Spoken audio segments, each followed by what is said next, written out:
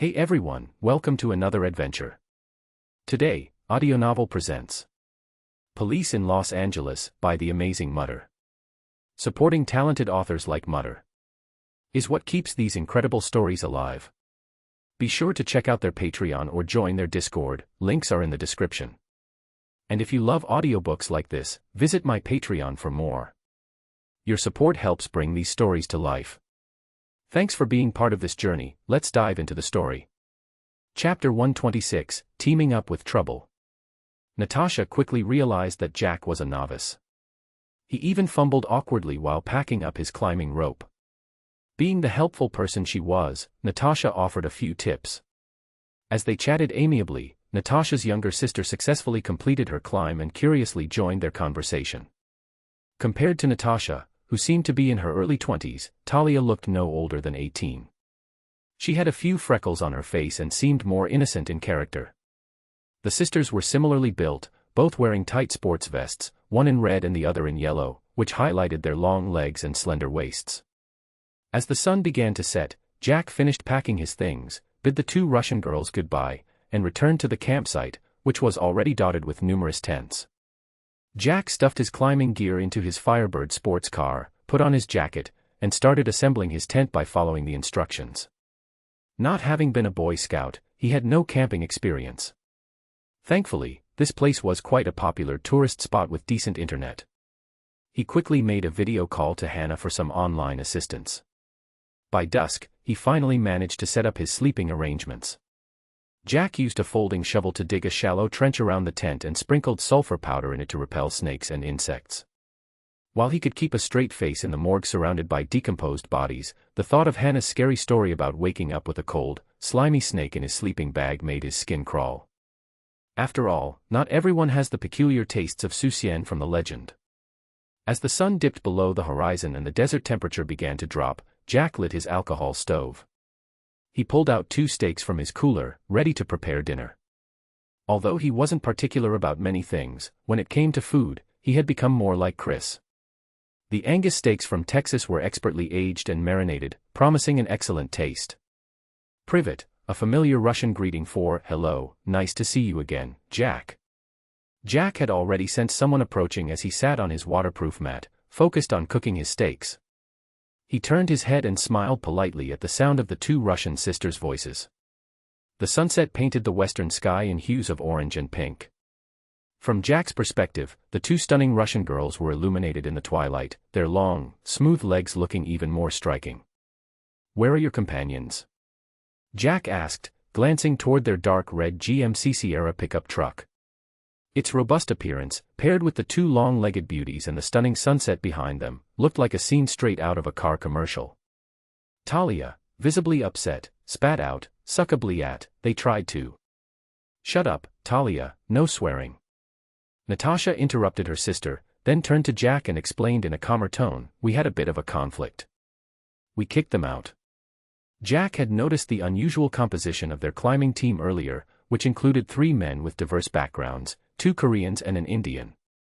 When Natasha approached him for a chat, he sensed the unfriendly gazes from the 3 men and subtly revealed his identity to her. "Why were you even with such people?" Jack probed. Talia, with a guileless expression, vented her frustration. The general story was that the 3 men were from the same climbing club as them and had been hitting on them for a while. After their exams, the sisters decided to visit the renowned Hidden Valley for rock climbing. Concerned about the safety of 2 single women camping in the wild, they agreed to let the 3 men join them. But it turned out to be a mistake, as the men were more trouble than help. Jack couldn't help but shake his head. Only Russian girls would be so nonchalant about this. Any other Asian girls would probably have been wary of the 2 Koreans and the Indian. Except for some with very particular tastes. He pointed to his Firebird. "That's my car. Move your pickup over here and set up your tent nearby. You won't have any trouble." Natasha nodded and went to move their vehicle while Talia circled Jack's Firebird, her eyes filled with admiration. "Are all LA cops this rich?" she asked, then bombarded Jack with questions about car modifications. Jack was surprised by her knowledge. However, given the $100K truck they drove, they did seem like wealthy and idle rich kids. Jack handed Talia a stainless steel plate with a steak, and she eagerly took a bite, her eyes closing in bliss. Seeing that she devoured the steak quickly, Jack guessed she was pretty hungry. He pulled out 2 more steaks from his cooler. After all, they would be passing through Phoenix the next day and could restock then. Natasha called Talia over to help set up their tent. Jack realized he wouldn't be much help with that and told them to join him for food once they were done. The sisters were evidently proficient at this. By the time Jack finished cooking the steaks, their tent was already up. Trouble came just as the 3 of them were enjoying their meal and chatting casually. Jack noticed a disturbance around them and stood up, turning to see the 2 Koreans and the Indian guy advancing with baseball bats and crowbars. Other campers nearby also began to look over, obviously intrigued. 2 pretty Russian girls naturally drew attention, and with Jack's Firebird and the striking red GMC Sierra, their spot had already attracted curious glances. As Jack stood up suddenly, Natasha followed his gaze and saw the approaching men. Her face changed, and she set down her plate, calling out to her sister. Talia. Before Jack could step in, the 2 Russian girls ran to their pickup, pulled out a gun case, and revealed a pink AKM inside.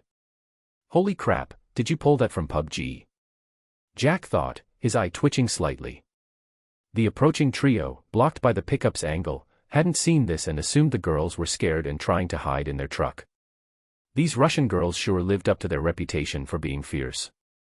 Jack hurriedly intervened as they prepared to load the magazine. Leave it to me.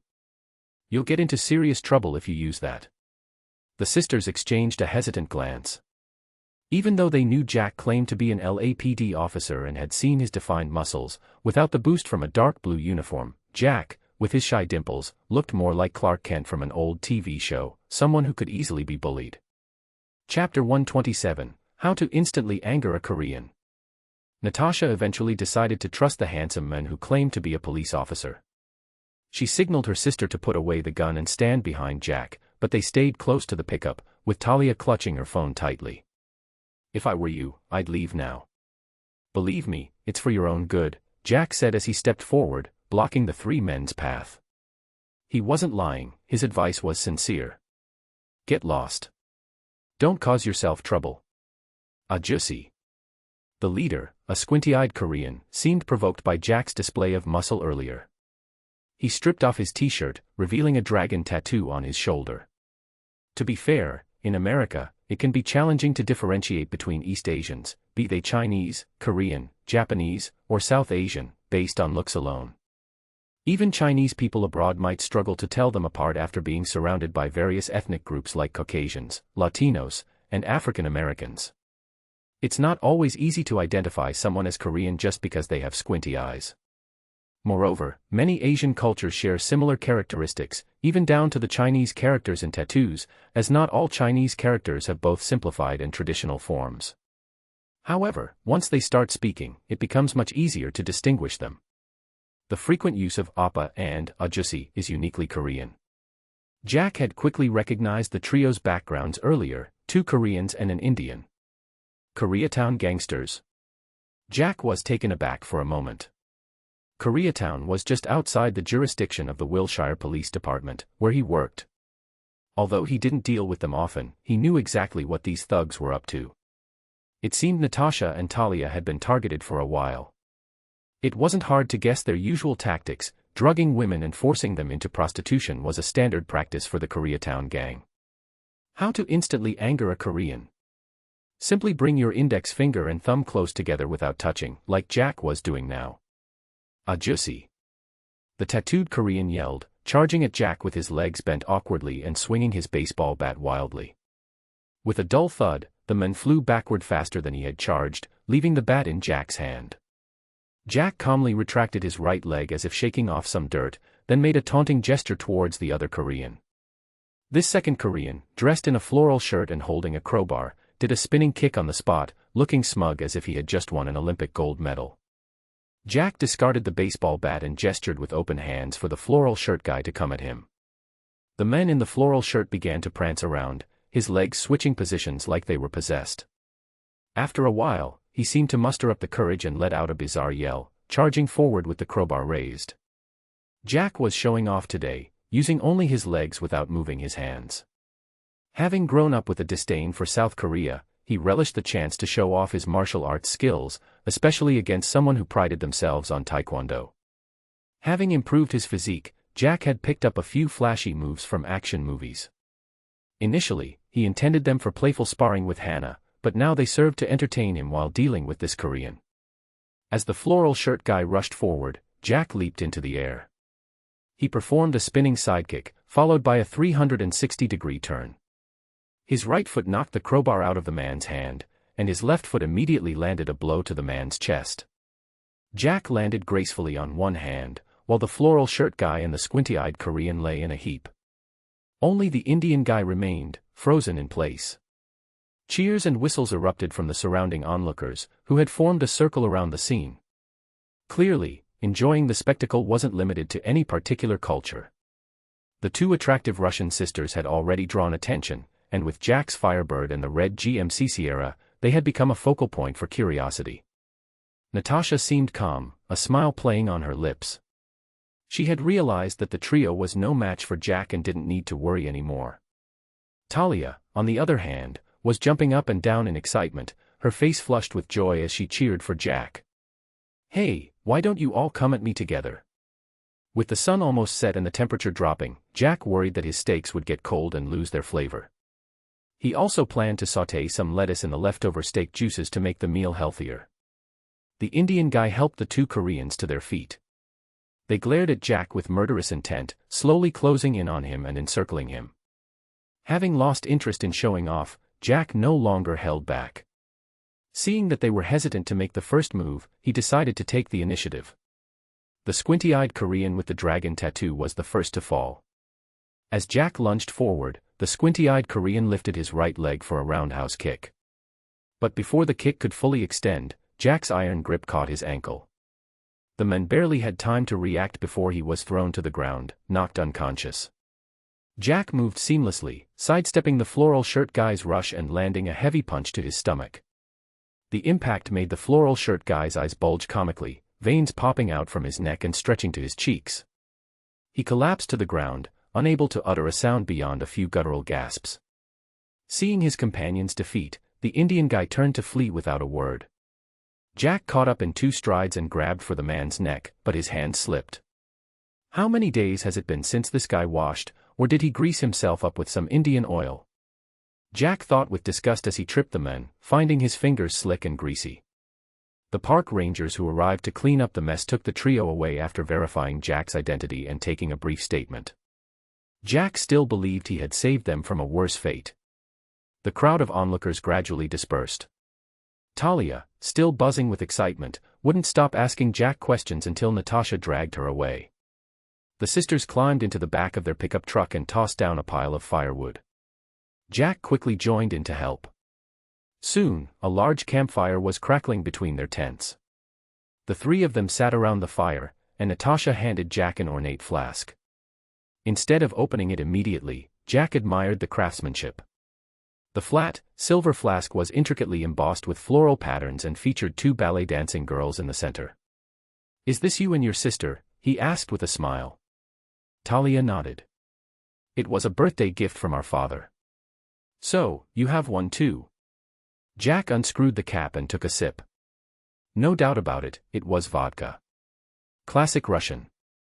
Talia ran back to the truck and returned with an identical flask, handing it to Jack. "Ah, is this some tradition I don't know about?" Jack wondered. He took the flask and drank from it as well, tasting the same vodka. As the night deepened, the two Russian sisters began to sing by the campfire. Their voices were beautiful, and the lyrics were familiar. Jack recognized the songs from his past life and even knew their Chinese versions. Chapter 128, Flowers Blooming, and a catchy tune. How do you turn a reserved man into a chatterbox? The answer is simple: give him a bottle of alcohol and add a beautiful woman. Jack found himself in the company of two such women. By the time he realized what had happened, it was already past midnight. After courteously escorting the two sisters back to their tent, Jack tidied up his belongings and crawled into his own tent. Using his system, he quickly cleared away the mild intoxication. With plenty of time before dawn, Jack glanced at his skill list. The progress bar for his Russian language skills was just a sliver away from reaching proficiency. It seemed the system's upgrades now placed greater emphasis on practical experience. Jack slipped into his sleeping bag, pondering whether to watch a Russian TV show or movie on his phone to push his skills to the next level. Suddenly, he sensed a faint disturbance around him. Reaching for the FK 7.5 knife he had stashed beside his sleeping bag, Jack prepared to spring into action. But before he could move, the tent zipper was gently pulled open. In the soft moonlight, a graceful figure slipped inside. Talia. Jack's surprised words were barely out when Talia, wrapped in a robe, zipped the tent closed again. The moonlight disappeared, followed by the sound of the robe hitting the ground. Inside the tent, it seemed brighter without the moonlight, illuminated by Talia's pale skin. As Jack marveled at this unexpected beauty, a cool, soft body slid into his sleeping bag. It was well known that deserts had extreme temperature differences between day and night. By midnight, the outside temperature had dropped close to freezing. Even Russians, accustomed to winter swimming, would feel the chill. As they struggled together to fend off the cold, the tent zipper was once again gently pulled open. Ah! Natasha. Waking up in the morning, feeling the warm, smooth sensation against his chest and back, Jack let out a barely audible sigh. Perhaps he should invest in a more waterproof sleeping bag in the future. The sisters, exhausted from keeping warm together, didn't stir when Jack slipped out of the sleeping bag. They only muttered softly and clung to each other. The scene was beautiful. Jack took out his phone and captured the sunrise over the desert. After freshening up, he started preparing porridge. As the porridge simmered, Jack chopped the last 2 steaks into thin strips and tossed them into the pot. He then turned off the heat, letting the residual warmth cook the meat. A pinch of white pepper and salt completed the dish, making it exceptionally delicious. Jack finished half the pot by himself, his energy needs demanding a substantial replenishment. The aroma of beef porridge woke the sisters. Natasha and Talia, still wrapped in their robes, hurriedly left Jack's tent and rushed into their own to dress and freshen up, eliciting a chorus of fucks from the distance. When they re-emerged from their tent, Jack waved them over for breakfast. The sisters each kissed him on the cheek and playfully squabbled over the food, just like the night before. Before bidding the sisters farewell, Jack reminded them of his suspicion about the 2 Koreans being members of the Koreatown gang. Natasha responded with a warm kiss and reassured him that their beloved father would take care of any such small troubles. From their conversations, Jack had gleaned that the sisters might have some diplomatic connections. The presence of an AKM further hinted at this. Satisfied with his brief warning, he ceased worrying. Watching the dark red GMC Sierra kick up dust and vanish into the distance, Jack packed his things and his emotions. Throughout their encounter, the sisters hadn't asked for his contact information, leaving him with an inexplicable sense of melancholy. Maybe men are just that fickle. If they had asked for his contact, he would probably fret over any future entanglements.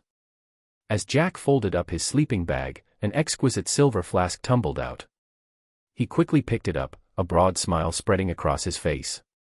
With the Firebird back on the road, Jack kept one hand on the wheel and the other out the window, savoring the feel of the wind as he drove, lost in the pleasant memories of the previous night. Today's journey was smooth. Jack crossed the Colorado River and entered Arizona, marking his first drive out of California. If he had headed north along the Colorado River for about 130 kilometers, he could have seen the legendary Hoover Dam. But since there was no Megatron hidden beneath it in this world, he wasn't inclined to take such a detour. After all, he had visited the Three Gorges Dam in his previous life. Passing through the famed Phoenix, Jack continued driving for less than 2 hours, arriving in Tucson before sunset. After restocking on meat, vegetables, and fruits at a supermarket in the city center, he checked into a decent-looking hotel. Jack had no intention of skimping by staying at motels, not because he feared for his safety but because he worried about his belongings. With so much gear in the car, moving it around was too much hassle. He had planned a roughly 10-day trip, aiming to stop in cities rather than towns to avoid potential trouble. Modern electronic security systems might deter car thieves, but they couldn't stop junkies or drunks from smashing a window for a pack of cigarettes or some minor trinket inside. If such an incident occurred, local police wouldn't offer much help just because he was an LAPD officer. More likely, they'd sternly warn him to stay out of trouble and promptly leave their jurisdiction. America's cumbersome federal system made traveling between states as troublesome as crossing international borders. Although no passport or customs checks were required, each state had its own laws. Take Jack's handgun, for instance. His California carry permit might not be recognized in other states. Each state had different gun laws, especially regarding model and magazine capacity. If he got into trouble, he'd have to seek Justin's help. This was one reason Jack wanted to join the FBI. With federal law enforcement status, unless he was wielding a rocket launcher, local police would generally avoid bothering him. Tucson was Arizona's second-largest city after Phoenix. Much of Arizona was desert and barren land, typifying wide-open spaces with sparse populations. With a population of just over 500,000 and fewer than 100,000 in the urban area, Tucson still surprised Jack. When he unpacked his luggage at the hotel and drove around looking for a local restaurant, he encountered streetwalkers everywhere. Every time Jack slowed down to read a restaurant sign, scantily clad women with heavy makeup would flash him two fingers, some bending one down upon seeing his face. This reminded Jack of another city infamous for its streetwalkers, Seattle, and the catchy tune from a certain video about it on that small video-sharing site back in his previous life. Chapter 129, Taking a Detour. Jack eventually settled for dinner at a Mexican restaurant. The beef gravy tacos and Sonoran hot dogs were decent, but he was surprised at how much Mexicans enjoyed cilantro, aside from their love for chili peppers. Considering that most of the southern states border Mexico, he anticipated he would continue to be assaulted by cilantro in the future. After a good night's sleep at the motel, Jack extended his stay for another night and then drove to the northern outskirts of Tucson.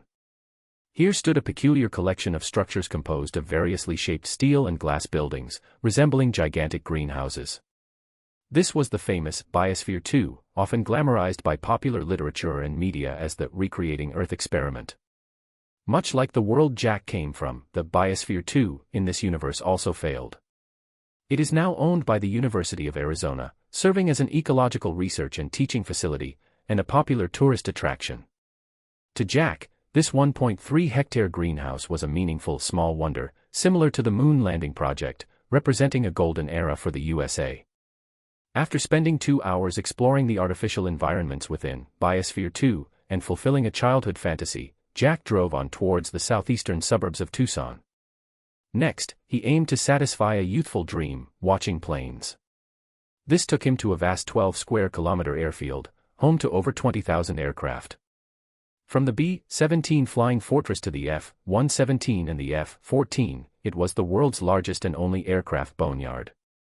Jack spent the entire day here, indulging his passion for planes until nightfall, before reluctantly heading back to Tucson.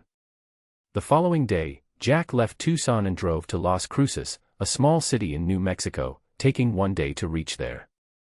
After a night's rest, he continued his journey but decided to leave the Interstate 10 and take Highway 54 north instead. His next stop was Alamogordo, the site of the world's first nuclear explosion. Though Jack didn't feel much connection to the USA's atomic milestones, he chose this route to cross the Lincoln National Forest and head towards Roswell, a town famous for UFOs.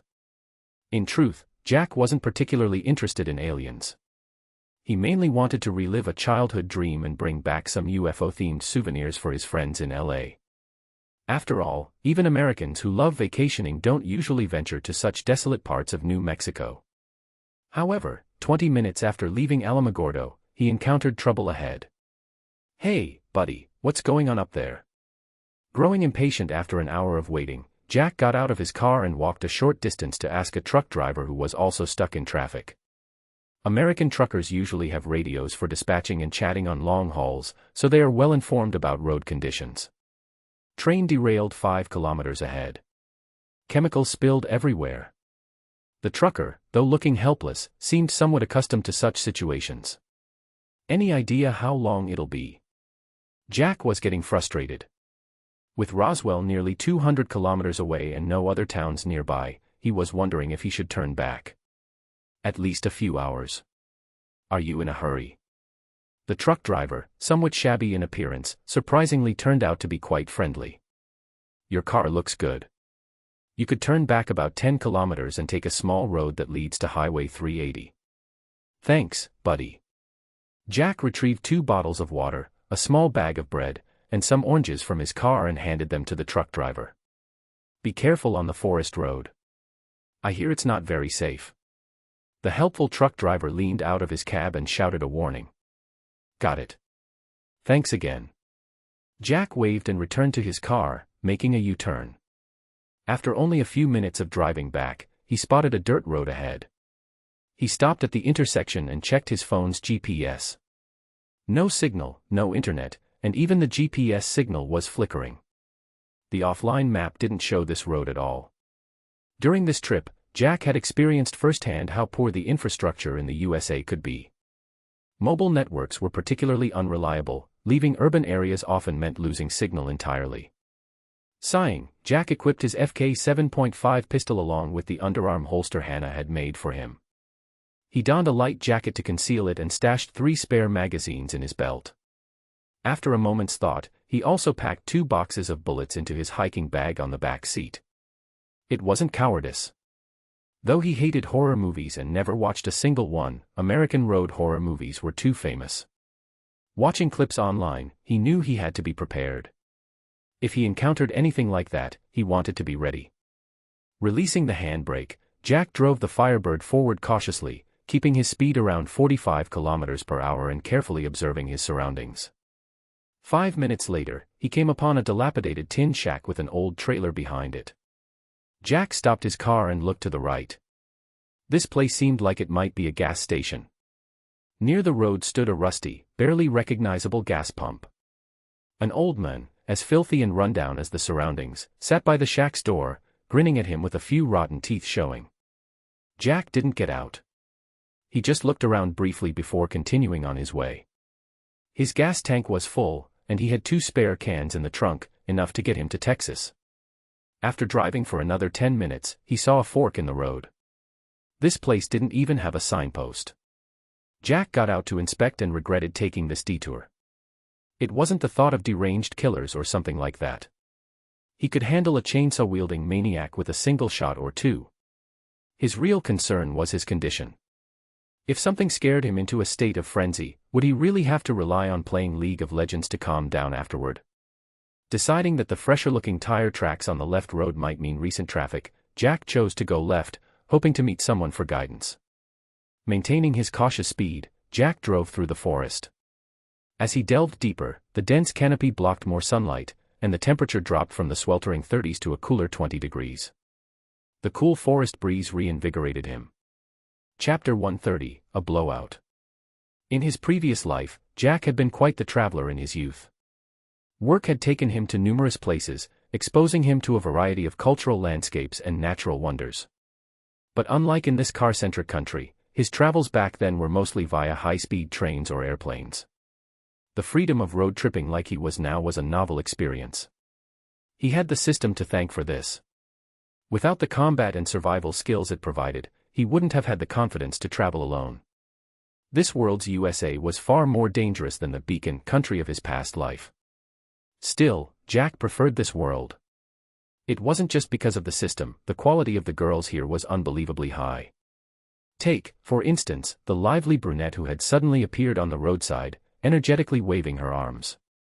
"Hey, we need help." She had long, dark brown hair cascading over her shoulders.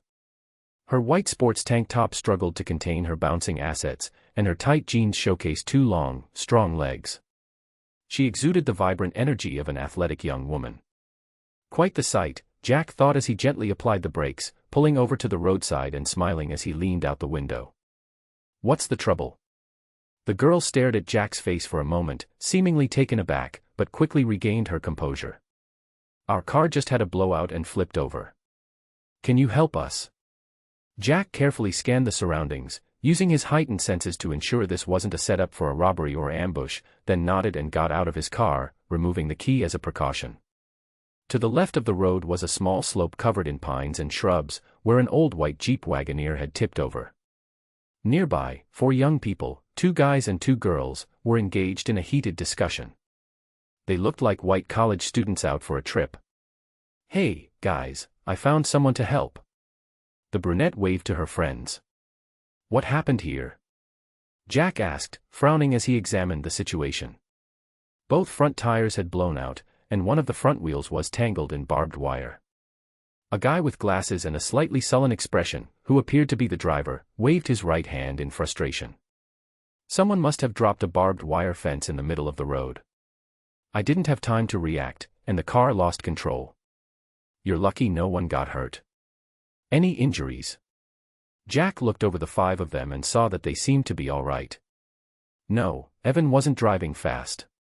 We were just shaken up, said the brunette, rubbing her forehead, looking somewhat downcast. Jack followed the skid marks back and pointed to a tree about 8 meters away. Did it happen there? He asked, walking toward the tree.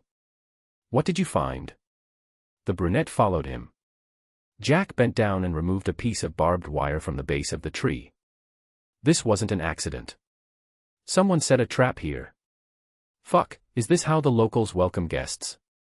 Damn bastards. The others, who had curiously followed, began cursing loudly. Hey, man, can you help us get the car back on the road? A young guy in a yellow shirt, who seemed more outgoing, scratched his head and asked with a smile. Jack looked at where the SUV had tipped over and shook his head. I can't help with that. My car has enough power, but the slope here is too steep. You'll need a tow truck to pull it up properly. Shit, what a bad day, the guy with glasses kicked a small rock in frustration. His red-haired girlfriend quickly grabbed his arm, whispering comforting words. The brunette seemed to be the most decisive of the group. She pulled out her phone and, after confirming there was no signal, addressed her friends. Listen, we need to find a landline. There was a gas station on the road we came from. I'll go check it out. Who wants to come? Actually, I have an idea, Jack interjected, sensing something was off and deciding to help them out. I passed that gas station earlier. I saw an old tow truck there. Maybe we could use it. I also have repair tools in my car. If we can get your SUV up, I can patch the tires enough to get you out of this place. Wow, that's amazing. We can't thank you enough, man. The guy in the yellow shirt exaggeratedly winked at the brunette, seeming to hint at something. The brunette, who seemed preoccupied, forced a smile at his antics. Can we ride with you? If the tow truck doesn't work, at least you could take us to where there's cell service or a landline to call for help. Sure, Jack shrugged. But my back seat is full.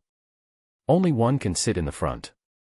If you're worried, he can come, he said, pointing to the guy in the yellow shirt. No way, I'm not leaving my sweetheart. The yellow shirt guy grabbed the girl in the blue crop top beside him, showing off their youthful, fit bodies as they started cuddling. The brunette rolled her eyes, looking fed up with their display of affection. I'll go with you. Let's leave them here to wait. All right. Jack didn't mind, but he did offer a word of caution. You should all stay together here. Whoever set up the trap might have bad intentions. The guy with glasses ignored Jack's warning and pulled a crumpled hand-rolled cigarette from his pocket, while his girlfriend's eyes lit up in anticipation.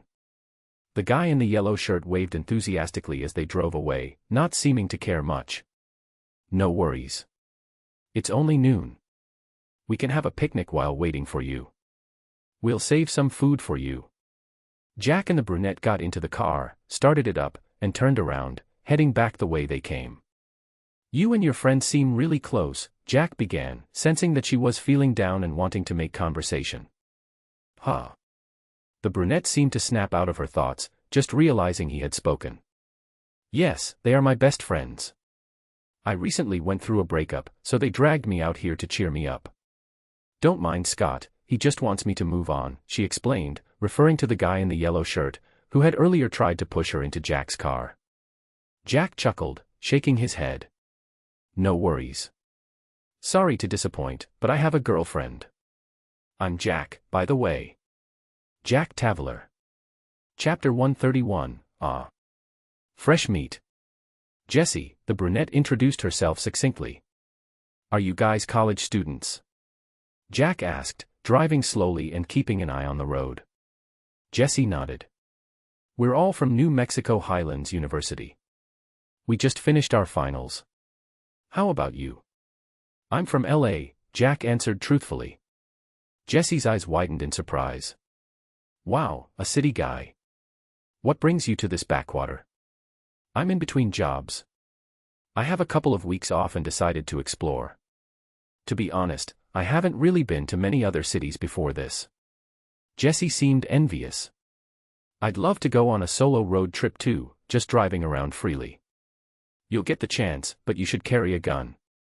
It's a bit dangerous for a pretty girl to travel alone.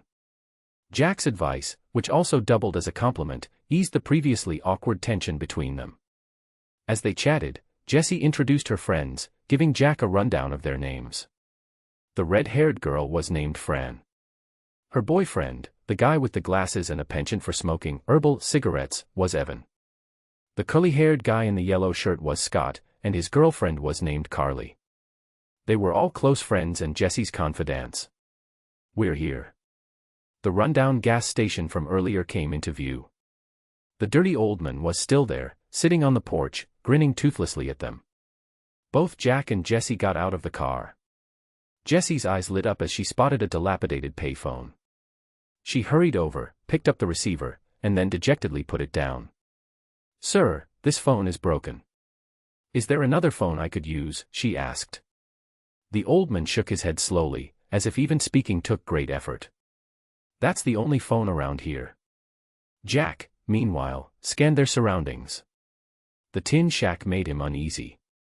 The last time he felt like this was in the derelict zoo where a serial killer had once hidden.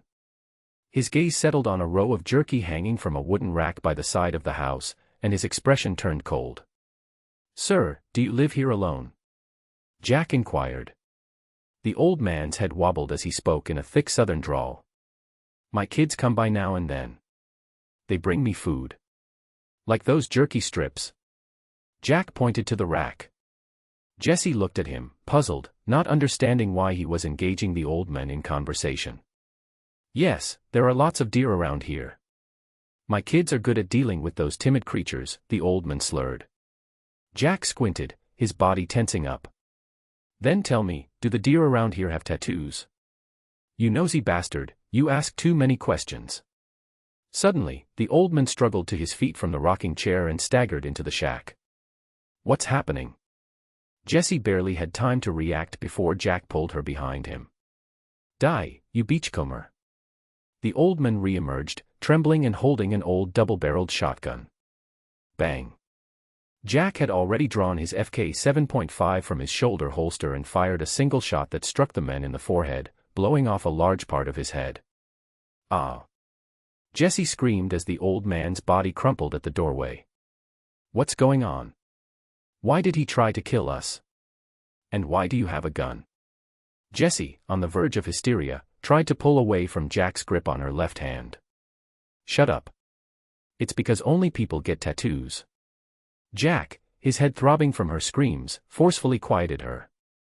Though the meat rack was more than 10 meters away, Jack's heightened perception, bolstered by his 26-point mental strength, clearly showed him a tattoo of a rose on one of the strips, despite it being faded from exposure. "You mean, that's human meat?" Jack pulled her across the old man's corpse and into the shack. A faint smell of decay wafted from inside, where an ancient-looking freezer sat by the window. With a creak, Jack lifted the slightly ajar lid. "See for yourself." "Ugh." Jessie rushed out of the shack, gagging, after seeing the freezer stuffed with neatly cut human body parts. "Don't leave me." As Jack exited the shack, gun in hand, and headed towards the back, Jessie screamed and hurried after him. The next second, she froze in shock at the sight before her. Around the old, rusted tow truck, hidden behind it, was a large pit filled with various vehicle wrecks. There were small buses, vans, pickups, and mostly a variety of sedans and SUVs, nearly 100 vehicles in total. Some of the wrecks were rusted and weather-beaten, but many appeared to have been dragged into the pit within the last couple of years. "Oh my God, could these all be?" Jessie, with tears in her eyes, covered her mouth in horror. "I'm afraid so. Now I'm really worried about your friends." Jack's face was grim. He wasn't familiar with the specifics of horror films featuring cannibalistic killers, but the sheer scale of this operation was overwhelming. Jessie seemed to snap back to reality. "You mean the ones who set up the barbed wire might be?" She quickly wiped her tears and headed towards Jack's Firebird parked by the roadside. "We need to go back and save them." "Calm down. We need to think this through." Jack grabbed her and pulled her back. My car can barely fit 4 people even if we throw out all the stuff. He climbed onto the old tow truck and checked it. Luck was on their side, the keys were still in the ignition. Listen to me. We don't know how many of them there are or what weapons they have. I only have 1 gun and can't protect all of you. Understand? Jack motioned for Jesse to get in the tow truck. We'll take this to get them. But what about your car? Why don't we take both? Jesse asked, confused. Jack sighed, wishing his Firebird were like Kit from Knight Rider, bulletproof and indestructible. His eyes fell on a large, dirty tarp draped over the back of the tow truck. He got an idea. Help me pull this tarp off, he said to Jesse. Jack moved the Firebird to the back of the pit, parking it nose to nose with a wrecked car, then covered it with the tarp. Standing back to look, the camouflage worked well. At a glance, it blended right in. My car is hidden here. If the tow truck fails, we just need to make it back here. He was willing to help save people, but he wasn't about to let his beloved car get shot up. Thank you, really, Jesse said sincerely as Jack started the tow truck. She seemed calmer, finally expressing her gratitude. Ah. Give me votes. Or I'll eat you. Chapter 132, Chapter 132 Various Flags and the Protagonist's Efforts. Jack shrugged. His involvement wasn't purely out of a sense of justice, he had his own reasons. He wanted to test his high perception in a forest environment, see if acting like a vigilante outside his jurisdiction would gain him experience, and satisfy a bit of his curiosity. He didn't believe in the saying, with great power comes great responsibility. Without the jump-scare music of horror movies, his courage had increased considerably. Plus, having a pretty girl by his side didn't hurt, her looks and figure were quite pleasing. Still, he revealed his police identity and showed his badge to Jessie, which eased her anxiety a bit. On the way back, Jack floored the gas pedal, but the old, broken-down tow truck couldn't go any faster. Despite Jessie's anxious expression, it took them as long as before to return to the accident scene. Carrie. Scott. Jessie didn't wait for the truck to stop, she jumped out and staggered to the roadside, shouting anxiously at the overturned SUV on the small slope. Francine. Evan. There was no response, only the rustling of leaves and the chirping of unknown insects. Jessie was in tears, her cries filled with fear and panic. Jack kept his hand on the gun under his arm. He could feel someone watching them but didn't sense any strong malice, just a reluctance to show themselves. Seeing Jack standing still, Jessie didn't dare to jump down alone. Her cries grew more desperate, her emotions nearing collapse. This girl was nothing like those horror movie characters who loved to get themselves killed. Could she be the heroine? As Jack was pondering this and moving to go down and check, a man was kicked out from behind a tree.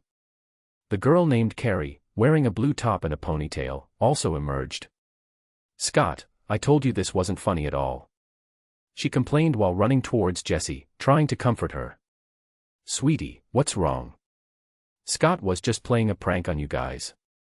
Jessie sobbed as she recounted the terrifying scene they had encountered. Carrie turned pale, and even her usually carefree boyfriend Scott was scared. You two weren't trying to scare us. How is that possible? Jack, losing patience, pointed to the tow truck and said coldly, believe what you want. Get on the truck and see for yourselves. Don't waste time here. Where are your other 2 companions? We need to leave immediately. Scott stammered. Evan and Francine went to find water. They said they heard a stream nearby and wanted to.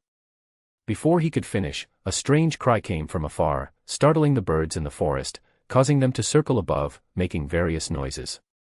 What was that? Jessie instinctively moved closer to Jack, grabbing his arm. Jack shook his head. I don't know.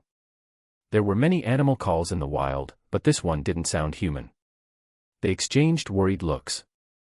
Knowing that there were ogres around, they were all terrified. I'll go find them. You two get in the truck, keep the engine running, and stay alert. If I'm not back before dark, drive to the highway and flag down a passing truck. They usually have radios. Scott, looking dazed, stared blankly at Jack. Hey, act like a man. Jack grabbed his collar and shouted in his ear. In his previous life in the USA, this would have sparked a debate about political correctness. I get it, I get it. Scott, snapped out of his daze by the shout, nodded repeatedly. Jack didn't let him off easily, continuing to shout in his ear, repeat what I just said. Keep the engine running, stay alert, if you're not back by dark, drive to the highway and seek help by radio. Scott slapped himself. Find a truck driver and ask for help. Not bad, not a total liability. Jack sighed in relief and turned to head into the woods, but felt a small hand gripping his arm tightly. Jack looked up into a pair of determined black eyes. Jesse looked at him with resolve. I'll go with you. Francine and Evan are my friends. I can't leave them. Jack didn't mind. He was confident he could protect one person, as long as she didn't do anything reckless. He was surprised by her loyalty despite her earlier fear. Jesse, don't. Carrie, seeing her best friend wanting to take a risk, nudged her boyfriend. I'll go. I ran a marathon once, I'm pretty fast. Scott, though still scared, stood up bravely with his girlfriend's encouragement, earning Jack's respect. No need. Jack is a policeman, and we're all in this because of me. You and Carrie are about to get engaged, Scott, you need to protect her. Jack, feeling a headache coming on, thought to himself that this girl was setting up too many flags for this couple. He helplessly patted the gun under his arm. It's fine. Let Jesse come with me. Leaving two girls here is more dangerous. So, they stopped arguing. Given the flag set for the couple, Jack first helped them get some food and drinks from the SUV, picked up 2 thick sticks for defense, and repeatedly reminded them of a few key points. 1. Never run around. 2. Don't stand out in the open. 3. Keep the car running. If you see strangers, stay alert. If things go wrong, drive on, even if you hit someone. Do not stop to check. With that, the 4 of them separated. Though a lot had happened, only an hour had passed. It wasn't even 2 p.m. yet. Jack held Jesse's hand as they ventured into the woods. Following the direction Scott pointed out, they cautiously moved forward. The dense forest had no proper paths, making it hard to navigate. Jack noticed a minor drawback of his heightened perception. The forest environment was overwhelming. The constant small noises from birds, insects, and other animals made him overly sensitive. Sometimes, even a bug suddenly taking off would make him reflexively turn around. I think the current number of monthly votes doesn't match the subscription numbers. Where are you hiding your monthly votes? Chapter 133 The Fearless Mutants. Are you okay? Jesse, holding Jack's hand, noticed his grim expression and asked with concern. I just had a sudden headache, but it's gone now. Jack shook his head. He had just figured out something new and was working on adjusting the sensitivity of his senses, particularly enhancing his hearing to filter out various background noises. He'd heard of active noise-canceling headphones used in the military that could filter out battlefield noises like gunshots and explosions while still allowing the wearer to hear footsteps and conversations with teammates. He could now roughly achieve a similar effect by adjusting his perception to a certain extent. Indeed, his decision to come out was correct. The more experiences he had, the better he could hone his skills. Although, he did feel a bit sorry for Hannah, not really. The sound of flowing water grew louder. Jack peered from behind a large tree and saw an open area about 100 meters ahead. A small river flowed down from the mountain, forming a riverbed of pebbles with a few large rocks scattered around. I found them. Seeing his hesitation, Jesse curiously leaned closer to him and looked in that direction, only to be stunned. Francine was lying on her back on a large rock, and Evan was in a strange position above her. Jack thought to himself that achieving such a position with her figure, which was at most an A+, required quite some effort. Should we interrupt them? Jack peeked again, feeling that things were getting even more unusual as the two quickly changed positions. Jessie glared at him, not knowing what to say, her expression complicated. They waited for a long time. Whether it was due to the potency of the American herbs, the couple on the riverbed took a long time to finish their battle, loudly shouting as they did. The two behind the tree simultaneously sighed in relief. Just as they were about to reveal themselves after the couple finished dressing, an unexpected incident occurred. From the dense forest across the river, a crossbow bolt shot out, directly hitting Evan in the eye and exiting through the back of his head. Francine, still not fully aware, felt blood dripping on her face and was wiping it off in confusion. Several more crossbow bolts followed, all embedding in Evan's body. Only then did Francine realize something was wrong, her hands covered in blood, and she let out a piercing scream. "Francine, run!" Jessie jumped from behind the tree, shouting at her friend, only to be pulled back by Jack. Thunk, thunk, thunk, several crossbow bolts deeply embedded in the tree trunk, the shaft still vibrating with a humming sound. Gunshots rang out. Jack, holding his FK-7.5 with both hands, fired continuously, taking down two ugly figures that had just leaped from the bushes on the other side. One of them had a hand blown off. But the crossbow bolts kept coming. Shadows flitted through the bushes, there were at least 5 or 6 crossbows firing at them in turns. Jack reloaded his second magazine, trying to continue covering them, but realized helplessly that the redhead had lost her mind. She had risen from the rock, screaming hysterically. "Francine, run, hurry!" Jessie kept crying out warnings to her friend, but could only watch as a crossbow bolt pierced Francine's shoulder blade and exited below her collarbone, sending her tumbling off the rock with a scream. Jack was momentarily stunned. He had taken down at least 5 grotesque mutants, but 3 of them were struggling to get up, covering their wounds and retreating. One of them, whose hand he had blown off, was even among those escaping. Watching that guy scream and flee back into the woods, Jack couldn't believe his eyes. Although he was using 7.5mm flat-nose bullets instead of hollow points, it was still close to a rifle caliber. That guy had his hand blown off and took another shot, yet he could still get up and run. Did these people feel no pain? The crossbow bolts kept coming, and with increasing accuracy. Jack emptied another magazine but found it increasingly difficult to suppress them. Francine was still crying out in pain, while several fearless mutants tried to cross the river. Jack fired several shots, taking them down. Blood flowed downstream with the river water, but almost immediately, 2 more mutants emerged from the woods. Realizing the situation was untenable, Jack didn't hesitate or waste words. He grabbed Jessie's hand and ran back. He had only 1 full magazine left, while there were at least 4 crossbows shooting at them, all with a range exceeding 200 meters. Even with a rifle, it would be tough to suppress them. It had taken them over 20 minutes to find the river from the dirt road, but they ran back in just 10 minutes. Halfway through, feeling the increasing sense of danger behind them, Jack holstered his gun, picked Jessie up, and sprinted with all his might. "Hey, are you guys okay?" Scott peeked his head out from behind the truck, visibly relieved to see Jack carrying Jessie. They had obediently stayed out of the car. "Get in, drive." Jack had no time to explain, jumping onto the road. Scott finally showed some sense, dropping his stick, running to the passenger seat, and climbing in. Jack set Jessie down, opened the back door, and pushed her in, then jumped in himself, closing the door and shouting at Carrie in the driver's seat. "Drive, now." Before he finished speaking, a crossbow bolt thunked into the car's hood. Carrie screamed and floored the gas pedal. Jack expected Jessie to angrily demand why they had left Francine behind, like in those cliché dramas, but she just clung to his arm, crying without saying a word. Instead, Scott and Carrie in the front kept asking what had happened to Francine and Evan and who the shooters were. Jack was equally confused. He had never seen so many grotesque mutants. Though their limbs seemed normal, their faces and skin were terrifying, and they showed no signs of feeling pain. He briefly recounted what had happened, leaving Scott and Carrie speechless.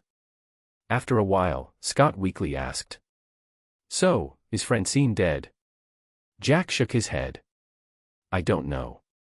She was alive when we left. There were too many of them, we had to retreat. Please, help Francine. We can't just leave her." "I can't." Jessie finally stopped crying and pleaded with Jack. Jack felt conflicted too. Fleeing in such a panic had left him uncomfortable, but these mutants were incredibly fierce and numerous, making them difficult to handle. Chapter 134 The Golden Legend. Seeing Jack's grim expression and his continued silence, Jessie grew increasingly desperate, her eyes dimming with despair. The group fell silent, the only sound being the irritating creak of the old tow truck as it trundled along. They returned to the gas station, and Jack signaled for Carrie to keep the engine running while the three of them stayed in the truck. He stepped out alone with his handgun, inspecting the surrounding area.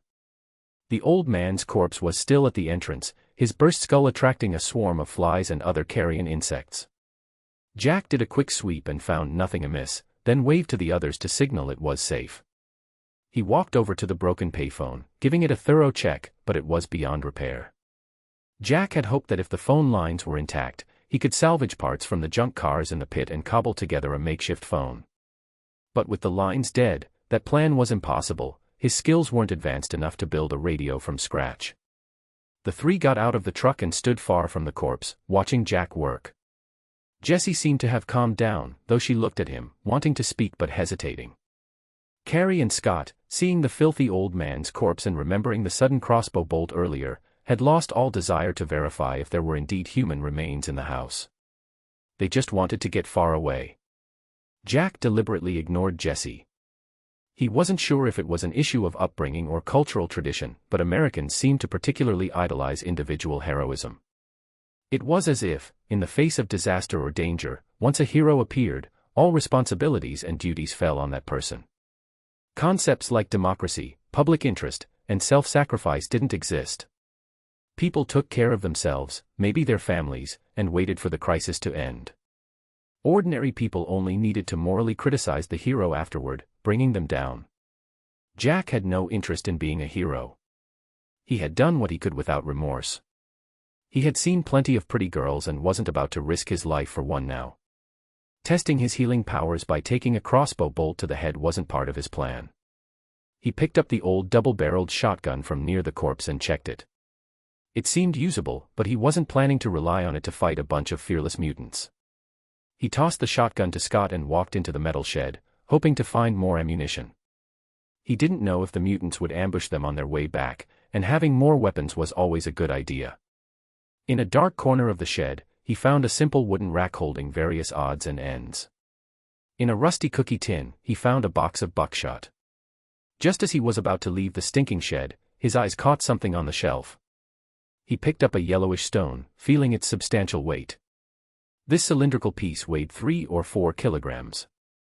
Excited, he moved to a spot with better light. A golden legend. It was a natural gold nugget, almost free of impurities, radiating a mesmerizing golden glow in the sunlight. Jack was thrilled, realizing that defeating the mutants had brought unexpected treasure. He continued searching the shelf and found a small cloth bag filled with gold dust. His earlier suspicions were confirmed. He had wondered how these grotesque mutants managed to stay hidden in the forest for so long. They couldn't survive solely on human flesh and hunting.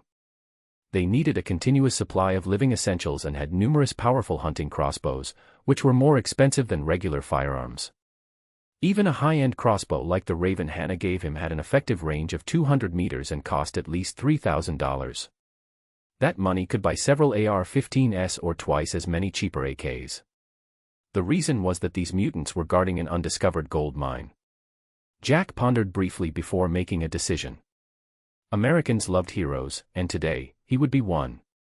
He found an empty gasoline can among a pile of gas cans, filled it with the gold dust, and pocketed the gold nugget. He then carried the can outside, casually handing the box of buckshot to Scott as he passed. "Follow me, I have a plan." Jessie's eyes lit up slightly at his words, but she still hesitated to speak, seeing Jack's stern face. Jack went to his Firebird, covered with a tattered tarpaulin, and pulled out his backpack from the back seat. He unloaded the empty magazines from his gun and his belt and handed them to the others, along with a box of hollow point bullets. "Help me load these with bullets. Use only these." Jack didn't believe that even if the mutants were immune to pain, they could still be up and moving after a hollow point bullet hit them in the torso. If they could, he would have to question whether they were carbon-based life forms. The three quickly completed the simple task. Meanwhile, Jack retrieved Hannah's Raven crossbow and a bag of bolts from the trunk. There were only 20 bolts in the bag, but they were top-notch, with aluminum-coated carbon shafts and tungsten steel heavy heads. They were extremely powerful and reusable as long as the fletching wasn't damaged. "Who can use this?" Jack asked, holding the crossbow case. "I can. I learned from my father," Jessie said, taking the case and assembling the crossbow skillfully. Jack naturally slid the gas can with the hidden gold into the trunk and closed the lid. "All right, here's the plan." Jack's face turned serious, and the three held their breath, feeling the gravity of the situation. Evan is dead, and Francine might still be alive. If we want to save her and avoid ending up like those bodies in the fridge, you must follow my orders strictly. They nodded vigorously. "Give me your phones," Jack said to Scott and Carrie. He entered the same phone number into both of their phones and handed them back. "Scott, take the shotgun for protection, and drive the tow truck with Carrie. Head back to the highway and drive towards Las Cruces. Don't interact with anyone on the way. As soon as you have a signal, call this number for help." Chapter 135, Sneak Attack, Unprincipled. The requirements are the same as before: maintain a low speed. No matter what you hit, even if you get a flat tire, you cannot stop. Do not get out of the car, and do not call the police until you contact that number. Holding a shotgun, Scott seemed a bit bolder and asked, "Why can't we call the police?" "Whose number is that?" Jack pointed to the pit filled with the wreckage of hundreds of vehicles. "Do you really think the local police would be stupid enough not to notice so many people disappearing in their jurisdiction? The owner of that number is David Rossi, a senior FBI supervisor. You must contact him immediately, mention my name, and then—" Jack suddenly seemed to remember something, took Scott's phone, and took a photo of the pit, then pointed to the tin house. "Go inside and open the freezer. Take a picture of what's inside and send it to David Rossi after you call him. He'll understand the seriousness of the situation." Scott and Carly's faces turned pale instantly. They looked at each other, then reluctantly moved towards the tin house. Jack's lips curled into a mischievous smile. "We didn't waste too much time coming back. Theoretically, no one should have had the chance to set up an ambush ahead of you, but in a little while, who knows?" Watching the two shiver as they avoided the corpses on the ground and entered the house, only to run out vomiting, Jack seemed to be in a better mood. Of course, he wasn't just messing with them. If he didn't make the couple realize the severity of the situation, they might rashly decide to seek help from a highway patrolman and end up getting silenced. It wasn't because Jack had once, to watch certain restricted scenes, secretly watched R-rated movies, learned from American horror films, and then stayed up all night playing video games because he was too scared to sleep. Movies like Carrie, The Wicker Man, Piranha, Friday the 13th, Midsommar, Jennifer's Body, he had never even heard of them. Scott, hands trembling, shoved his phone into his pocket, then clutched the shotgun tightly as if it gave him some sense of security. Carly, after emptying her stomach, clung to her boyfriend's arm. "Hey! Hurry up and be smart about it." Jack called after them, tapping his head. "Tell the people coming to find us that we'll follow the stream upstream and leave markers at critical points." Scott nodded vigorously. Carly, with tears in her eyes, looked at her friend. "Jessie, are you really not coming with us?" Jessie shook her head firmly, gripping her crossbow tightly, and stared at Jack silently. After the two drove off, Jack looked at her. "Promise me two things, or I'll leave you here." Jessie softly agreed, waiting for him to continue. "First, follow my instructions exactly. No acting on your own. Second, no more crying or screaming, or I'll—" Before Jack could finish, his mouth was covered by her soft lips. "Sneak attack, unprincipled." Jack widened his eyes innocently, letting her have her way. It was only then that he realized that from the moment he started fleeing with this girl, then ignoring her, and finally deciding to help rescue people, he had inadvertently pulled off a successful PUA. That was enough. If this continued, Hannah, who was waiting for his call to meet up in Texas, would be growing grass on her head. Summoning his greatest willpower, Jack moved his hand from her amazingly firm waist, placed it on her shoulder, and gently pushed her away. "Ahem, I seem to have mentioned before that I have a girlfriend." He cleared his throat awkwardly, ignoring her resentful gaze, and tried to pretend nothing had happened. "Pack your things. We have a little over 2 hours until dark. We need to get moving." Clean water, food, survival blankets, and various outdoor items, all were stuffed into a hiking bag. Jack glanced at Jessie, who was only wearing a low-cut sports vest, and handed her his thin jacket. "Put this on." Then he gave her a small military knife, signaling for her to strap it to her leg. He only had 2 knives, a slightly larger kukri on his belt and this smaller one. From the back seat, he found a hunting vest that worked like a tactical vest, with many pockets suitable for holding bullets. After checking his weapons, Jack slapped his forehead, almost forgetting the most important thing. He opened the trunk, took out a folding stock, a red dot sight, and a custom silencer from a hidden compartment. He assembled all the parts onto his FK 7.5, turning it into a complete weapon, especially with the folding stock designed specifically for the FK pistol.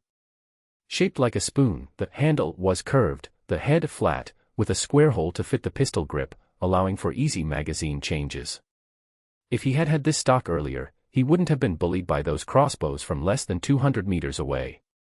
Once everything was ready, Jack slung the hiking bag over his back, covered his beloved car with a torn tarp for camouflage, and led Jesse by the hand into the woods next to the gas station. There was a narrow path in the woods, likely made by the cannibals given their connection to the gas station. Re-entering the woods, Jack gradually adapted to the environment, adjusting his perception to stay alert to his surroundings without overloading his brain. After following the path for a while, he sensed something unusual. He quickly turned, put a finger to his lips, and signaled Jessie to be silent, then led her into the bushes beside the path. Jessie, tense, quietly loaded her crossbow, took an arrow from her quiver, and placed it in the slot, giving Jack an OK sign to indicate she was ready. Soon, two cannibals appeared on the path, speaking in heavily accented Southern English that was almost unintelligible. Jack held up one finger, pointing at Jessie, then two fingers, pointing at himself, indicating she should take the first one, and he would handle the second. Jessie's face was pale, biting her pink lower lip until it turned white. She nodded lightly, showing she understood. Chapter 136. One of the two ogres carried a Remington M870 shotgun and swung a large machete to clear the path ahead. The other followed with a coil of barbed wire and a steel crossbow, seemingly arguing about something, occasionally shoving each other. As they were about to pass by, Jessie suddenly stood up from the bushes. The ogre in the back instinctively looked towards her. The next moment, Jessie's crossbow fired, and a bolt pierced the face of the nearest ogre with precision. The heavy tungsten steel bolt carried immense kinetic energy, easily penetrating the facial bones, shattering the cerebellum and brainstem, and then continued through the back of the skull, leaving a large portion of the bolt exposed. The body fell heavily to the ground. The other ogre roared and swung its machete, charging at Jessie. Piu. A light sound echoed as a 7.5mm hollow point bullet exploded with unmatched power in its abdomen, creating a massive cavity and shattering its spine. The ogre's lower body was paralyzed, and it collapsed to the ground. Though not immediately dead, it struggled to lift its upper body, trying to attack anyone approaching with its machete. Fierce indeed, Jack stepped forward and stomped on its right hand, which held the machete. "Hey, can you understand me?" The only response was a series of incomprehensible curses. "No communication, huh?" Jack took the military knife from Jessie and stabbed the back of the ogre's neck, severing its medulla. As the creature fell silent, Jack wiped the knife on the ogre's dirty coat and handed it back to Jessie. He flipped the bodies over, enduring the stench and the disturbing sight, and gave them a rough examination. The good news was that these creatures were indeed human, not some supernatural beings. Due to environmental factors or inbreeding, or both, they exhibited congenital deformities like cleft lips, ear deformities, facial clefts, and widened eye distances. Their bodies showed various hemangiomas, abnormal bone development, and skin covered in pustules and scar tissue. The bad news was that these creatures seemed to have inherited a degree of insensitivity to pain or had a high pain threshold, with their bodies covered in scars, likely due to survival despite numerous injuries. No wonder a few of them had previously taken bullets without flinching and fled. Jack figured those would likely die from blood loss and infection without proper surgical intervention. Seeing him finish examining the bodies, Jessie, pale and trembling, clung to a tree for support. "What are these monsters? Degenerated wild men?" Jack shrugged. The vast, sparsely populated North American continent had its fair share of chemical spills, train derailments, and a government with a history of radiation and biological experiments on its citizens. Such creatures were not entirely surprising. "Let's move, we have a long way to go." Jack grabbed the barrel of the Remington M870 and smashed it on the ground, then cut the crossbow's string with his kukri, keeping only a bag of bolts. He tossed the rest along with the bodies into the bushes and continued forward with Jesse. The previous dirt road, though rough, was at least drivable, making a round trip from the gas station to their original location in half an hour. Walking through the forest path, however, was arduous. Jesse's stamina was impressive, but after 2 hours of strenuous trekking, she finally collapsed, sitting on the ground.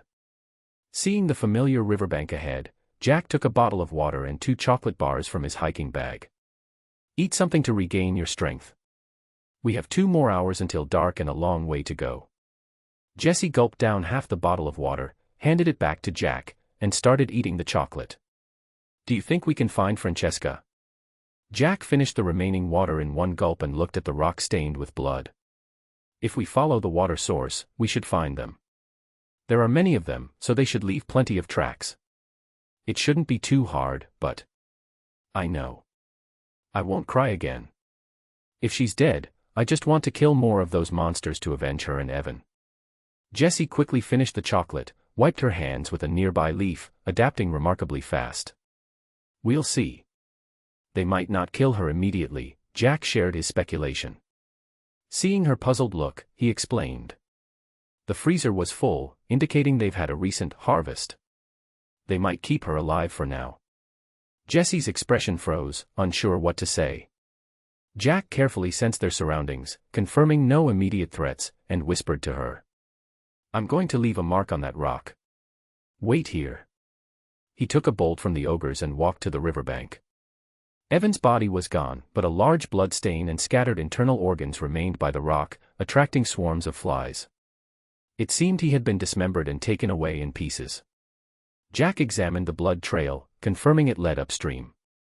He pointed the bolt's head in that direction and placed 2 small stones to hold it in place. Let's go. I hope we can find Francesca before dark. Returning to Jessie, he pulled her up and led her along the riverbank, staying on the forest's edge. Walking directly on the riverbank was too exposed, even with his heightened senses, and they could easily become targets. After another arduous hour of hiking and crossing several small ridges, Jessie was exhausted, almost entirely relying on Jack to pull her along. How much further? She asked, lightly massaging her sore calves. Not far now. I think we'll find something once we cross this hill. Jack squinted at a faint column of smoke rising in the distance. The sun was setting, painting a beautiful sunset that contrasted starkly with the hidden horrors and crimes in the forest, creating a scene of bitter irony. Jack didn't let her rest long, aware of the cannibal threat and predatory animals that would emerge after dark. Sure enough, upon climbing the hill, they saw a clearing at the forest's edge, with a dilapidated wooden cabin near the riverbank. Chapter 137, The Origin of the Cannibals. Something's not right. Hiding behind a rock and observing the shabby wooden hut for a long time, Jack murmured to himself. What's wrong? Jessie, suppressing her nausea, watched the 4 ogres in front of the hut devouring a human leg by the campfire. Everything's wrong. The hut is too small, there are too few people, and they all seem to be adults. There are no other buildings nearby. Strange, aren't these people supposed to live in groups? Jack was puzzled. The group of ogres they encountered before numbered no less than 15. He had killed or injured about half of them, and even counting the 2 he killed on the way here, the numbers didn't add up. Moreover, the 4 ogres here were armed with axes, machetes, and shotguns, not the crossbows capable of shooting a couple of 100 meters. While he hesitated on whether to act, the sound of an engine approached from afar. Jack quickly pulled Jessie down, lowering her head to avoid being seen. Within minutes, an off-road vehicle appeared on the path behind the hut, circled around it, and stopped by the campfire. A figure in uniform jumped out. Jessie widened her eyes in surprise at the sight of a normal-looking southern white man dressed in a tan ranger uniform and wearing a cowboy hat. After getting out of the car, he angrily yelled at the 4 ogres, accompanied by punches and kicks. Because his speech was filled with southern slang, Jack and Jessie, hiding behind the rock, only caught bits and pieces. The gist of it was that he was berating the ogres for being too careless while hunting, resulting in too many casualties, and worrying that there would be insufficient labor for work in the future. Surprisingly, the ferocious ogres remained silent, letting the ranger vent his anger. Even when kicked to the ground, they quickly got up and continued gnawing on their human meat. Get ready to move. Be careful, I need that man alive. Jack whispered into Jessie's ear. She nodded, loading her crossbow. The ranger, seemingly exhausted from venting, took a deep breath and pointed at the tallest ogre, ordering him to get something from the hut.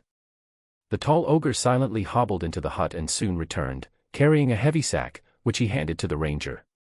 Just as the ranger was about to open the sack, a low shout came from behind, "Move!"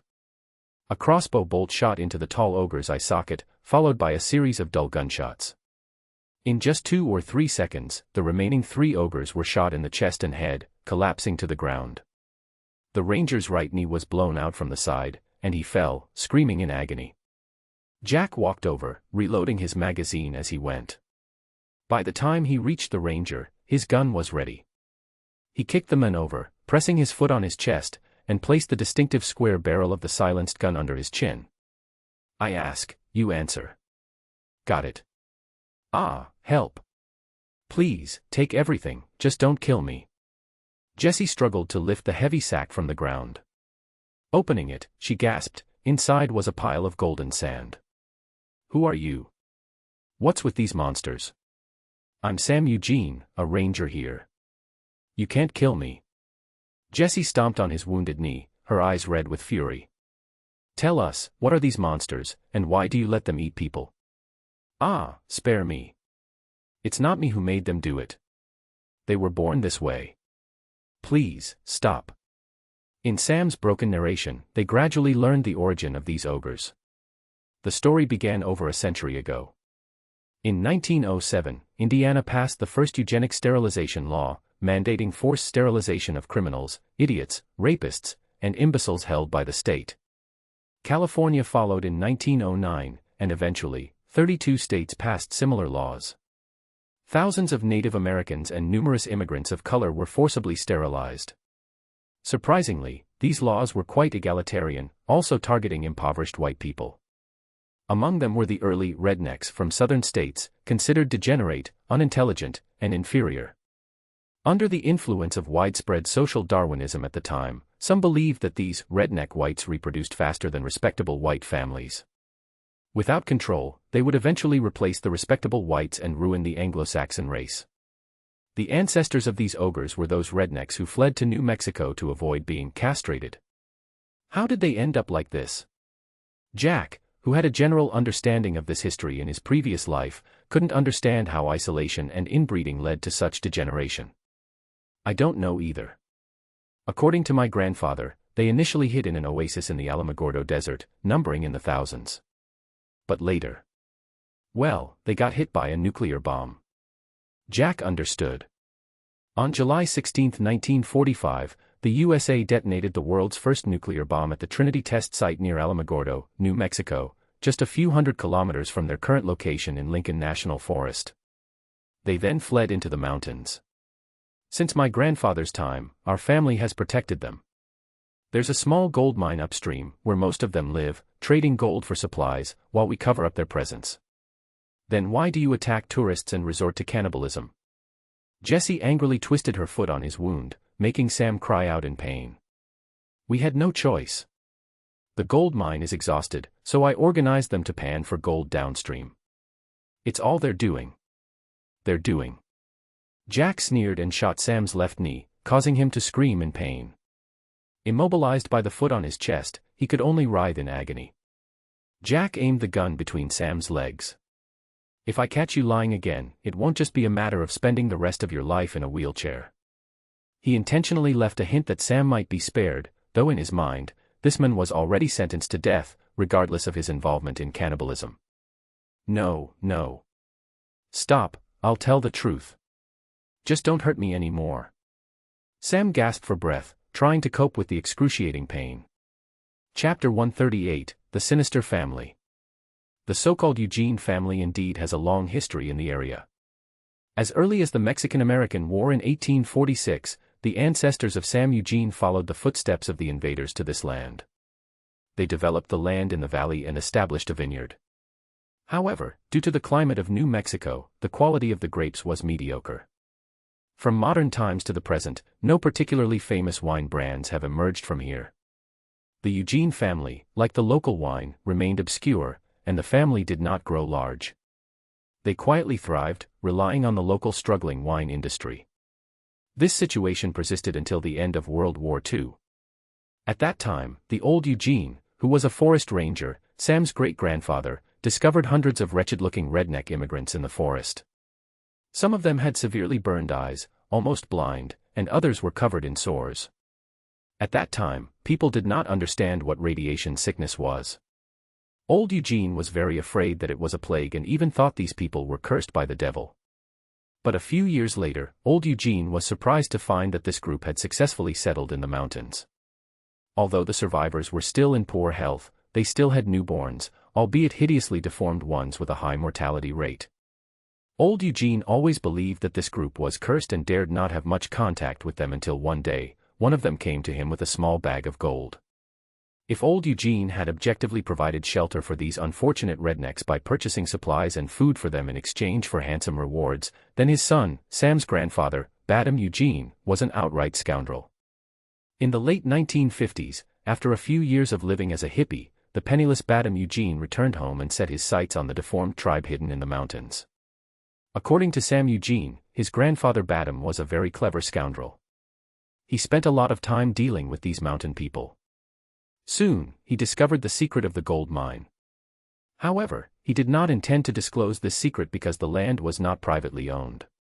Even if he sold the secret, he could only make a small fortune, far from meeting Badam's expectations. So, he came up with a better idea. It is well known that gold mining is a very arduous job. In the history of the American West Gold Rush, those who made a fortune were never the miners but those who sold tools like shovels to the miners. Badam wanted to be the one selling the shovels, becoming the only collaborator of these gold miners in the mountains.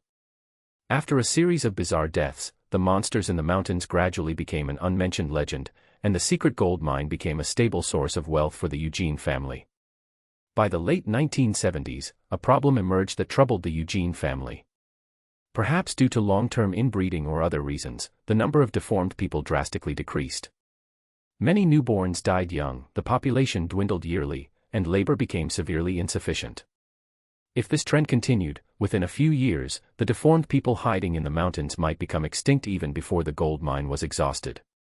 Badam was anxious and soon devised a sinister plan, guiding these monsters to systematically rob tourists in the mountains. In fact, the Eugene family had long discovered that these beings, who had already degraded into monsters, occasionally hunted hunters and tourists in the mountains. Some uneducated newborns treated these people like wild animals, killing and eating them, sparking local Wendigo legends. Badam seized the opportunity. Using his good relationship with the deformed people, he proposed a new collaboration. The Eugene family, which had a certain degree of control over the area, would select targets, regularly hunt tourists in the mountains, and handle the cleanup afterward. The ogres would kill all the male victims for food and use the captured females as breeding tools to improve the newborn survival rate. For half a century, the Eugene family controlled the number of these ogres through this method. All captured females had to be screened by Badam and his sons, who enjoyed them first. As Badam aged, his sons and grandsons inherited his business. They built a mountain villa near the mine. Every year, around this time, the hunting season began, and the Eugene family men awaited the ogres to deliver their prey, starting their revelry. With a squelching sound, Jesse stabbed Sam's vital area. Jack's eye twitched. This knife was ruined, a top-quality $200 knife wasted like this. Sam, firmly stepped on by Jack, was in too much pain to scream, writhing helplessly on the ground like a gutted live fish. Jesse stabbed him again and again, and Sam died a painful death in the process. Go wash your hands by the river. Jack thought to himself that this girl, even if she wasn't the protagonist of a horror movie, had the potential to be one. She was terrifying. What do we do next? Jessie returned from the river, wiped her hands clean on her pants, sheathed her knife, and found Jack fiddling with something in the Jeep Wrangler. There's a car radio. I'm trying to see if I can contact anyone. It was a CB radio, the most common unlicensed civilian radio band in North America, usually covering about 20 miles. While this distance wasn't enough, with a simple modification, extending the antenna and slightly increasing the power, Jack could easily manage it. Of course, he didn't dare to contact the local police casually, who knew how deeply the Eugene family had infiltrated the area. But many amateur radio enthusiasts in the USA often chatted on civilian frequencies. He searched for a long time on the 27 MHz band and finally found a frequency used by nearby truck drivers and sent out a distress call. Jack did not reveal any specific information, not even disclosing that he was in Lincoln National Forest, instead pretending to be a stranded tourist named John Nolan, asking for help with a broken-down vehicle in the desert. Within half an hour, a stranger's voice came through the public channel, calling Jack. The caller introduced himself as Rod Dale, clearly one of David Rossi's men, using the name of a mutual friend, serial killer Rosalind Dale, as a code. End of the month, got some unused tickets. Throw a few my way, okay. Chapter 139, The Best Way to Relax. The two did not chat much on the open channel. The other side simply hinted that Jesse's two friends had successfully contacted David Rossi and were currently safe. Roger that, buddy. There are a lot of fire ants here, so remember to bring plenty of insecticide when you come tomorrow. Over. Jack believed the other party understood his hint. No problem, buddy. We'll bring enough insecticide to amaze you. By the way, the signal tower near you is just broken. It should be fixed by tomorrow morning, around 8 to 9 a.m. Expect our call then. Over. With that, the conversation ended. Jack was a bit confused about the phone reference. In such a desolate place, it would take the USA another 10 years to build a base station here. However, it was certain that someone would try to contact him around 8 to 9 a.m. tomorrow. As darkness fell, Jack looked around. They needed to find a place to spend the night. Staying in that dilapidated house was out of the question. The stench of corpses was unbearable, not to mention its lack of safety. Let's go. I saw a lookout tower upstream earlier when we were on the mountain. We can spend the night there. Jack pulled the Jeep's key out, initially considering deflating the tires, but then he thought better of it. If they could drive here, it meant the small road could lead to the mountain dirt road and possibly to the sinister family's villa. They might need the car tomorrow. The two continued upstream along the creek and soon found the lookout tower standing among the trees. It was a wooden structure, looking quite old but seemingly still sturdy. At the top of the tower was a small wooden cabin with glass windows, about 20 meters above the ground. I'll go up first and check it out. You stay on guard below. Jack was about to climb the ladder when he felt his arm being grabbed, pausing in surprise. Are you afraid of heights? Jack asked, thinking the girl was scared of the lookout tower's height and didn't want to sleep up there at night. I want to wash up by the water first. I'm too dirty. Jessie had been mostly silent, following Jack's lead without question, almost heartbreakingly obedient. Now, her request made Jack realize he, too, felt itchy all over from the day's trek. He glanced at the sky, judging there was still some time before it got completely dark, and nodded, all right, let's go together. I'll come down right away. According to Sam Eugene, the ogres rarely acted at night. They needed sufficient rest to handle mining and hunting activities during the day. Jessie nodded and handed Jack the bag of gold dust she'd been holding. You take this. It's too heavy. In fact, the bag wasn't very heavy, less than a kilogram, worth about $5,000 or $6,000. Jessie was subtly expressing her trust and gratitude by giving it to Jack. Jack didn't say much, opened his backpack, and motioned for her to put it in. At some point, his purpose had shifted from just seeking gold. From below, the small wooden cabin at the top of the lookout tower seemed tiny, but once inside, Jack found it surprisingly spacious, about 5 or 6 square meters. After setting down his backpack, Jack checked a row of shelves along the wall. There were a few cans, some bottled water, a rusty first aid kit, and some miscellaneous bottles and cans, all prepared for the Rangers. Worried about Jessie being alone below, he didn't delay long. He took out a box of compressed towels and a bottle of mosquito repellent from his backpack, then climbed down the ladder. The creek wasn't far, with no riverbank to speak of. A few steps out of the woods brought them to the water's edge. Jack, holding his gun, kept an eye on their surroundings while searching the grass for dry branches and fresh dittany leaves to build a fire and ward off mosquitoes. Jack. A soft voice called from behind. Jack turned around to see, in the dim twilight, a flawless, graceful figure standing in the water, so beautiful it was mesmerizing. Achoo. Jessie sneezed hard, shivering as she squeezed closer to Jack's embrace. All right, the clothes are dry. Put them on. Jack rolled his eyes, giving a light slap to her white, perky rear and casting a healing spell. At over 1,000 meters above sea level, the temperature had dropped to around 10 degrees as the sun set. The night wind in the mountains added a chill. He had thought Jessie's idea of washing up by the water meant simply cleaning herself up a bit. He hadn't expected her to have the courage to strip down and get into the water. If it weren't for his healing abilities, she might have come down with pneumonia by tomorrow. But he did get quite an eyeful. Her figure was exceptionally stunning. By the time they climbed back into the wooden cabin atop the lookout tower, it was completely dark. Concerned about being spotted from a high place, Jack didn't use a flashlight. Relying on the faint moonlight, he opened his backpack, found some food, and with the canned goods on the shelf, they managed to fill their stomachs. Standing by the window, looking at the moonlit mountain ranges in the distance, Jessie seemed lost in thought, wrapped in a thin jacket. Get some rest. Don't think too much. This will all be over tomorrow. Jack comforted her from behind. Today's events had been too much for her, witnessing deaths, facing ogres, and killing someone for the first time. I just feel so stupid for being heartbroken over a man more foolish than myself before today. If it weren't for me, Evan might still be alive, and Florence wouldn't have met such a fate. Oh God, it's all because of me. Tears streamed down her face, and she soon broke down, sobbing. Hey, girl. Jack turned her around to face him, her tearful eyes meeting his. He felt a headache coming on. He wasn't a smooth talker like John, who could easily touch a girl's heart with a few words. Don't burden yourself with undue guilt. You've done well.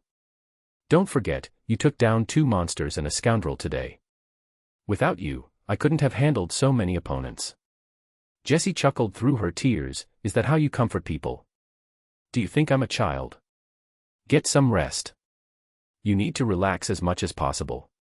Jack genuinely didn't know how to comfort her. He rarely took the initiative in these situations. Jessie's eyes suddenly became shy, biting her lip gently. Do you know what the best way to relax is? Chapter 140, Reinforcements Arriving. The morning sun rose higher from the horizon, transforming from a salted duck egg yolk to a blazing white. Jack stood by the window, overlooking the forest from the high vantage point of the wooden lookout tower, feeling a sense of admiration. The structure was quite sturdy, with only slight creaking noises throughout the night. One of his athletic skills had leveled up again, now reaching the proficiency level. It seemed that some skill upgrades had hidden conditions, including the number of heads. After using mouthwash to clean his mouth, Jack casually ate something and leaned against the window, quietly waiting for the agreed time to arrive. Jessie was still sound asleep, her sweet smile and her dreams a testament to the effectiveness of her relaxation method, although it was quite taxing on the waist. Suddenly, a slight vibration startled Jack. He instinctively pulled out his phone and, to his surprise, it had a signal. Moments later, a call from David Rossi came through. Hey, Jack, how was your night? Rossi's familiar, slightly Italian-accented voice came through, sounding as if he was greeting an old friend. Not bad, except for the annoying mosquitoes. How did you manage to get me a signal in this godforsaken place? Jack was puzzled. There's a rainbow drone equipped with a base station flying at 3,000 meters above you. It's a C-less model, I borrowed it from the USDA. Seems to be working well, the signal is very clear. Well, the Americans are quite resourceful, Jack thought, momentarily unsure of what to say. At this moment, Jessie woke up from the conversation, sitting up on the floor, looking a bit groggy. Seeing Jack on the phone, she seemed confused, not yet understanding what was happening. Jack pointed to the mouthwash and breakfast beside her, indicating she could help herself. I'm currently on a plane to Albuquerque. The drone's launch point is quite far, so it can only hover above you for half an hour. Let's make this quick. Describe your situation there. Rossi's tone was unhurried, despite his words suggesting urgency.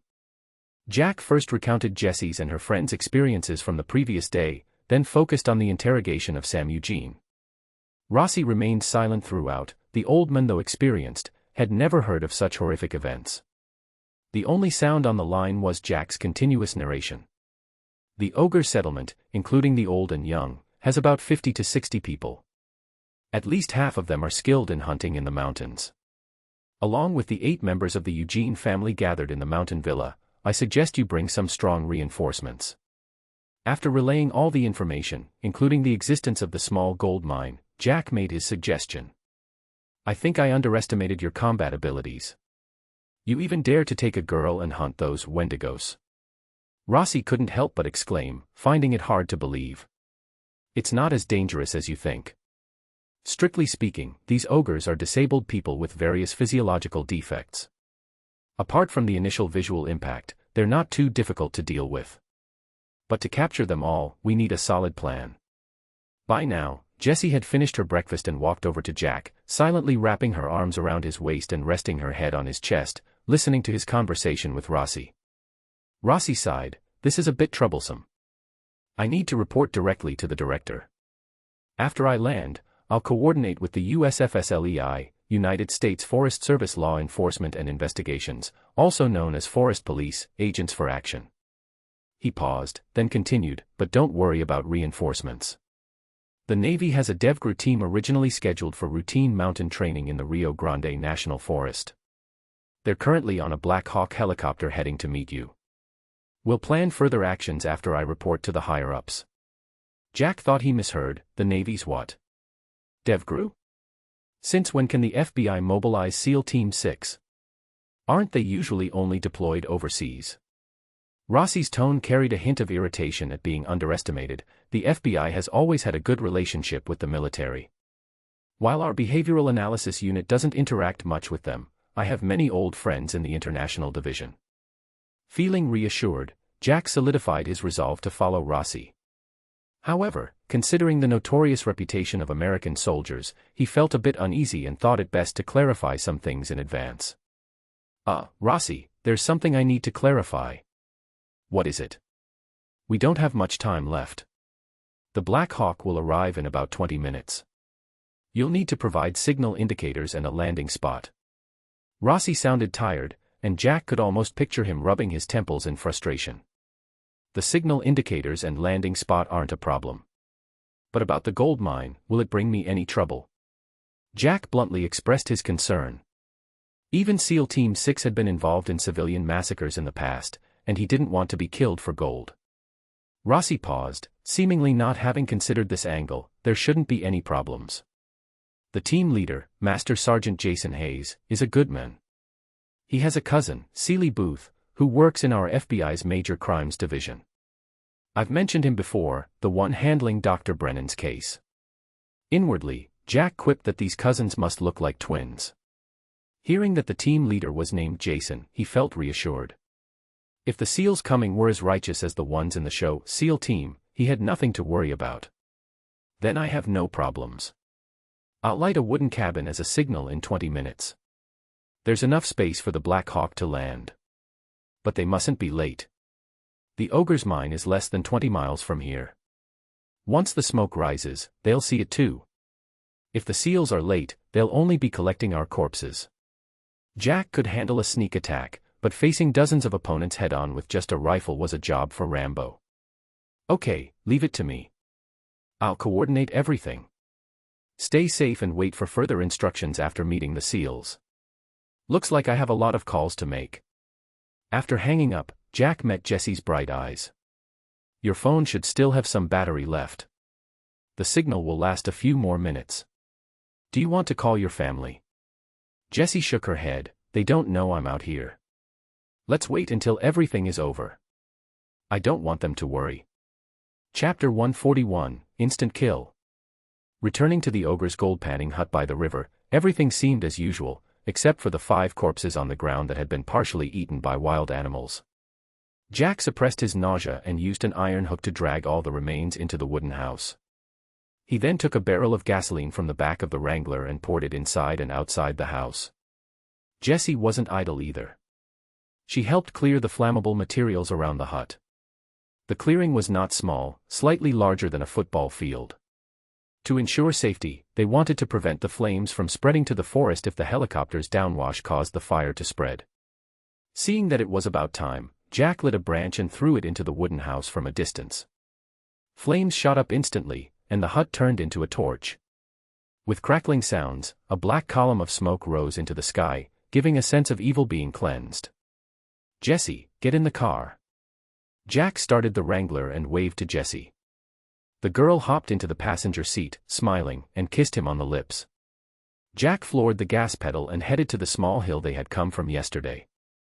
If there were some background music, coupled with the flames roaring behind them, it would feel like a scene from a Hollywood movie, with a couple on the run. The small hill was only about 100 meters from the forest clearing. After crossing the ridge, Jack stopped the car, took Jesse's hand, and returned to the top of the hill, hiding behind the rock they had used for cover the previous day, ready to wait for backup. This was Plan A. Plan B was to drive along the riverbank if the seals didn't arrive in time and there were too many ogres. Fortunately, there were no unexpected developments. In less than 5 minutes, a Black Hawk helicopter carrying rocket pods flew in from low altitude. Contrary to the plan, the Black Hawk didn't land after spotting the two on the hill but hovered behind them, dropping ropes. 4 fully armed seals rappelled down. Jack Tavoler, the leader, a man with a bushy beard and a fierce look, resembled the Booth Jack remembered but radiated an air of lethal professionalism. Due to the helicopter noise, he yelled into Jack's ear. "Yes, Jason Hayes." Jack proactively shook his hand. "Call me Jason." "Here, this is for you." Jason didn't waste words. He took off a multi-purpose backpack from his shoulder, which also had an 417 Hong Kong dollars with a 16-inch barrel and a bulletproof vest attached. A drone spotted 2 civilian vehicles on a forest road 10 miles away. "We have guests. Let's deal with them first." Jason indicated for Jack to open the backpack. Inside was a complete set of tactical gear and ammunition, including a fast tactical helmet, a contact eye headset, and a pair of Gator's tactical goggles. "Have the civilian evacuate temporarily. Alpha 5 needs to leave for a while. The higher-ups want no one left alive. We need to set up an ambush." Jason continued yelling before waving to his team. 2 team members nodded, ran down the hill, and began setting up. Jack quickly nodded to show he understood. He removed the stock from his FK 7.5, stuffed the stock and his vest into a backpack, and handed it to Jesse, gesturing toward the hovering Black Hawk. "Be careful." Jesse yelled into his ear before giving him a fierce kiss. She then followed the last seal, put on a harness, and was lifted up.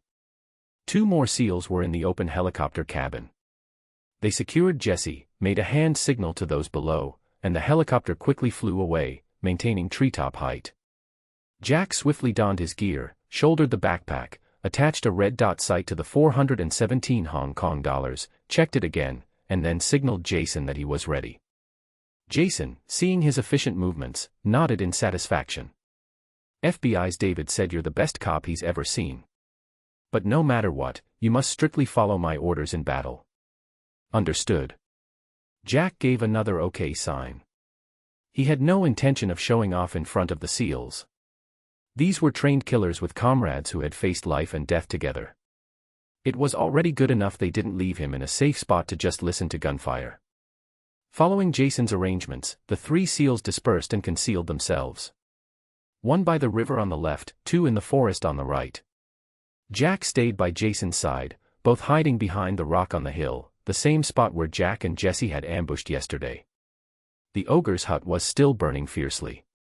With no wind, the black smoke rose straight into the sky, like bait attracting moths.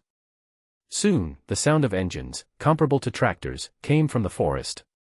2 battered Toyota pickups, similar to the one Jack had seen at the gas station, emerged on the forest road. A total of 10 ogres were in the 2 pickups. As they saw the burning hut and shouted angrily, jumping off the vehicles, Jack heard Jason's order through his earpiece. "Open fire." With the sound of 2 claymore explosions, everyone emerged from their hiding spots, almost simultaneously pulling their triggers.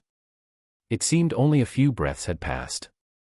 Jack had only fired 2 short bursts when he realized there were no more moving targets in front of him. "Advance and search." Following the captain's order, the 3 SEALs converged, each shooting the heads of every corpse they passed. Jack followed Jason, marveling silently at their efficiency. These were indeed professional killing machines. He hadn't done too badly either, managing to score 1 kill. The driver of the first pickup was his target. "What the hell are these things?" After checking the battlefield, the SEALs were thoroughly disgusted. One of them pulled down his mask, spat on the ground, and complained loudly. Another, who looked younger, seemed a bit dazed. He touched a scratch on his left shoulder from an arrow and murmured, "I hit his chest at least 3 times." Though the battle ended quickly, a few of the pain-immune ogres still managed to fight back before being killed. At least 4 fired a shot or loosed an arrow even while riddled with bullets, though they caused no injuries.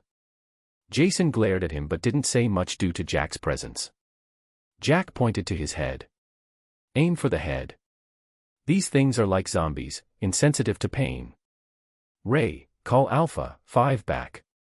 We need to wait for further instructions." Jason instructed another long-faced SEAL with an even bushier beard.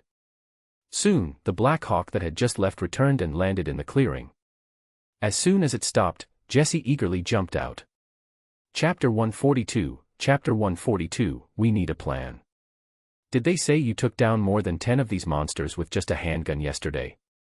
While waiting for new orders, the SEALs took turns keeping watch and resting. The young team member who nearly got hit by an arrow seemed more lively and started a conversation with Jack.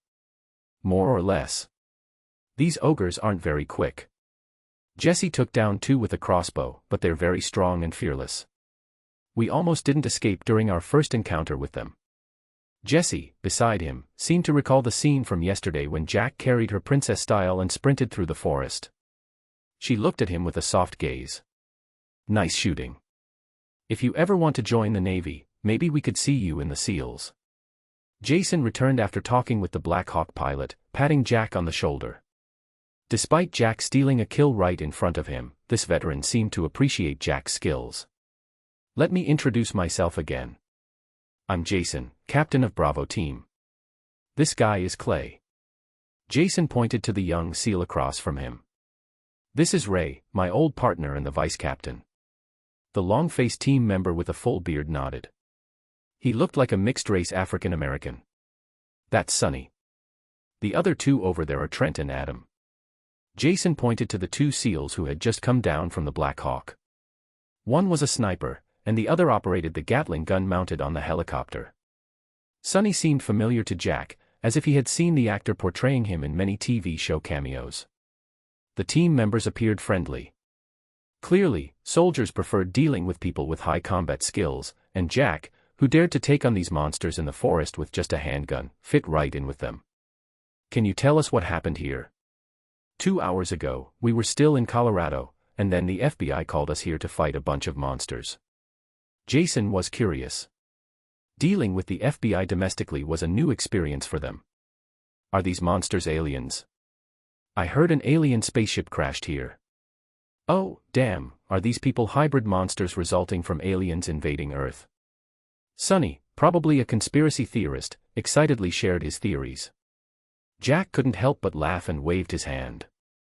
The story here dates back to the early 20th century. Time passed as Jack narrated. The flames from the wooden house gradually died down, leaving only a few charred beams emitting wisps of smoke. "Oh, for God's sake, that's disgusting. I can't take it." After hearing the origin of the ogres, the SEALs all showed disgusted expressions. Sonny exaggeratedly shivered as if shaking off a chill. "All right, story time is over. Everyone, dismissed." Jason waved his team away and pulled Jack aside for a private conversation. "Rossi told me this operation wouldn't be recorded and hinted that if there are any unexpected gains, you'd get a share. You know what that means, right?" Jack understood immediately. Rossi had given him a heads up. He nodded. "The ogres occupy a small gold mine. According to the information I have, there might be some gold stored in the Eugene family's mountain villa, but not much.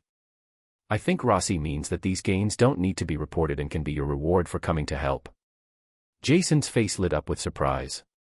"Your FBI is much more generous than those CIA bastards." "Thanks, buddy. My guys will appreciate it."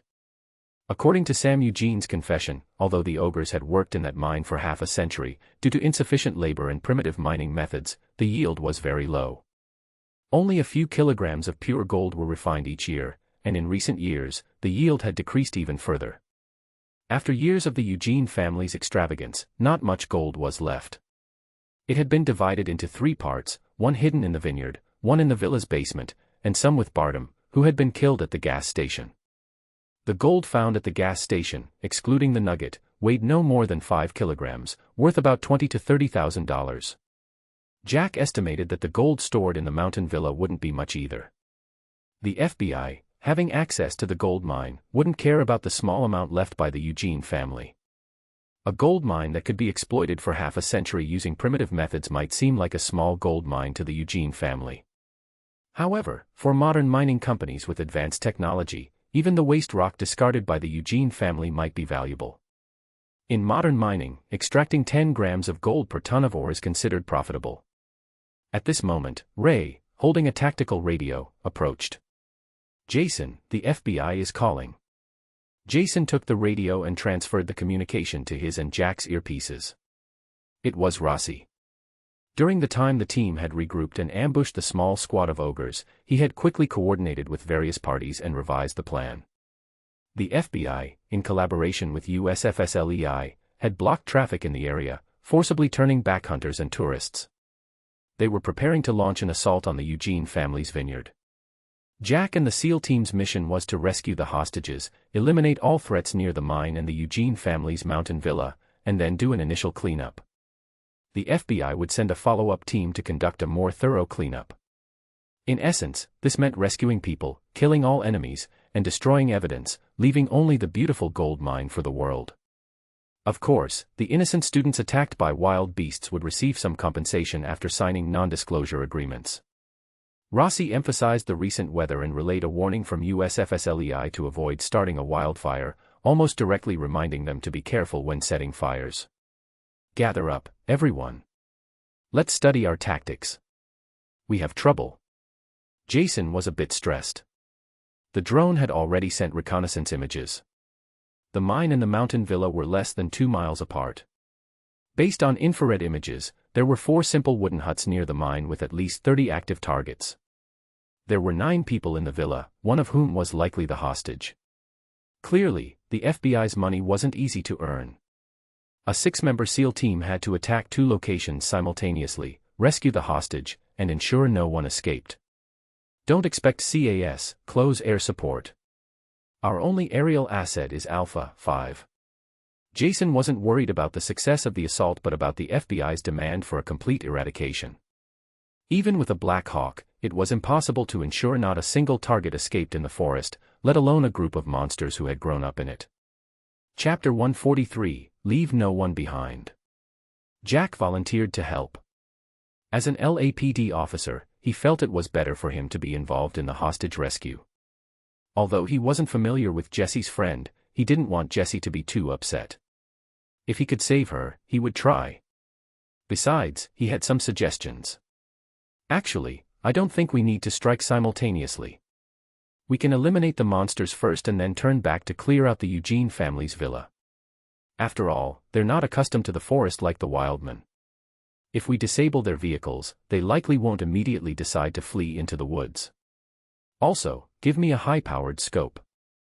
I'm a decent marksman, and targets within 500 meters won't be a problem." The headshot he scored earlier boosted his long-neglected rifle skills to proficient and even unlocked his previously gray sniper skills. If he had enough system gold coins, he would have directly upgraded his sniping skill to proficient and equipped a powerful scope. He always enjoyed playing ranged characters in games. Back in his Dota days, he loved the sniper stunning skill of Marana, the Moon Priestess. Jason stared at the military tablet, deep in thought for a long time before finally making a decision. "Trent, lend him your spare scope. Clay, you're going to the villa alone to sabotage the vehicles there and keep an eye on the Eugene family. Report any movements immediately. The rest of us will proceed as planned." Bam bam bam. Several SEALs climbed into the back of the Wrangler. Ray slapped the car body, signaling they were ready. As Jack hit the gas, the Black Hawk lifted off behind them.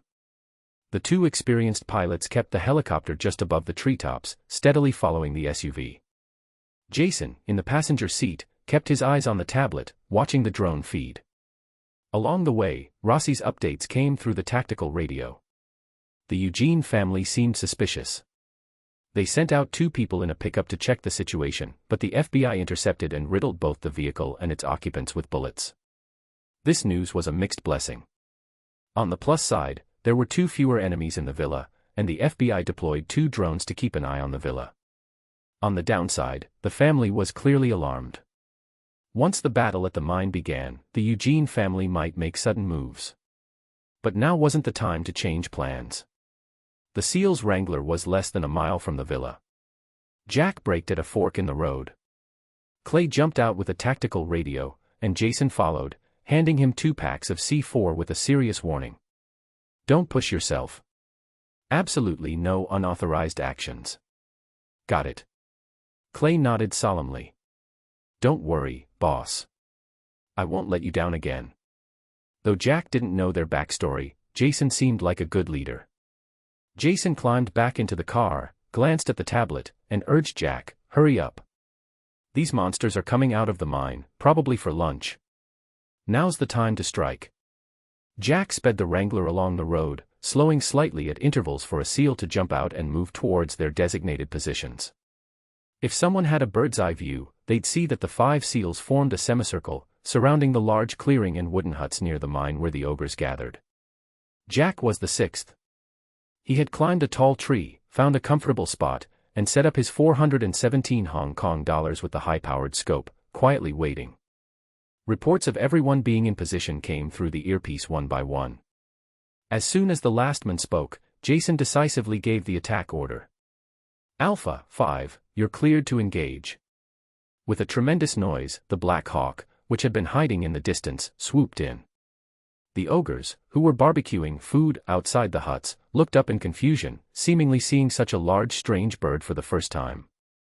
Some, already wary, grabbed their steel crossbows and shotguns, aiming at the armed helicopter. Ignoring them, the Black Hawk sped over their heads, the downdraft scattering several campfires and causing a few ogres to howl in pain. Flying to within 100 meters of the mine, the Black Hawk's rocket pods suddenly roared, unleashing over a dozen rockets that exploded in and around the mine. The continuous blasts caused the primitive wooden-supported mine to collapse and seal. As the ogres stood in shock, the Black Hawk circled back, slightly ascending. As it turned its side towards them, the Gatling gun mounted in the open cabin began to spin, emitting a high-pitched whine. In the next second, the whine turned into a sharp, rapid-firing death melody, drawing scorching lines through the ogres. One tall ogre, trying to aim its steel crossbow at the steel bird, was instantly sliced in half by the fiery line, bursting into a mess of blood and flesh like a water balloon filled with red paint. Go to hell, you damn monsters. Wahahaha. Hearing the mad cackles through his earpiece, Jack felt a bit regretful. This looked so fun, why did he ask to be a precision shooter? A real man should be operating this. Of course, he was just daydreaming. Jason would never let him handle such a dangerous weapon. Due to the insane firing rate, the Gatling gun's endurance was even worse than most middle-aged men. Despite the operator trying to lengthen the firing intervals, the barrage lasted less than a minute. Perhaps due to the interrupted training and rushed arrival, the SEALs hadn't brought enough machine gun ammo. But it was enough. Only about 10 ogres remained standing in the clearing. A few tried to flee into the forest, but the SEALs, already in a semicircle, took them down one by one. Jack, from his perch in the tree, kept firing. He was less than 300 meters from the clearing, and several shots brought down 2 ogres running in his direction. He then aimed at farther targets. Jason, meanwhile, directed the other 3 SEALs to converge on the center. Another sniper, like Jack, began targeting ogres using huts or woodpiles for cover. Bang. Jack headshot an ogre hiding inside a hut, peeking from behind a door. This was his last kill of the battle. The SEALs methodically cleared each hut, their tactical movements seamless. Jack barely heard any verbal communication through his earpiece. Everyone knew their position, their responsibilities, even the order of entering the huts. With a few more gunshots, the SEALs finished the sweep. Emerging from the last hut, their faces were grim. Even these battle-hardened soldiers couldn't ignore the desiccated corpses hanging inside. As low curses filled the earpieces, the SEALs began gathering the dismembered corpses. Not wanting to just stand by, Jack holstered his rifle, climbed down, and used tools like iron hooks to gather the bodies into the huts. Following his previous method, after clearing a perimeter, they doused the huts with gasoline and set them ablaze. They abandoned the Wrangler and everyone boarded the Black Hawk, which quickly headed towards the Eugene family's mountain villa. Meanwhile, an FBI drone crossed paths with the Black Hawk, beginning surveillance of the burning huts. "Clay, what's your status?" Jason called the young SEAL. "No one's left the villa. I've rigged the remaining 2 SUVs with C4, ready to detonate." "Great job." Jason praised his team member upon hearing the good news. Jessie, who had stayed in the helicopter, sat next to Jack, looking worried. Jack knew she was concerned about her friend. He didn't say much, just gently held her hand to reassure her. "Jack, any issues with rappelling?" Jason handed him a pair of gloves. Perfect timing. He had just trained this skill recently. Jack nodded, briefly imagining 2 graceful female figures, then scolded himself for being distracted at such a moment.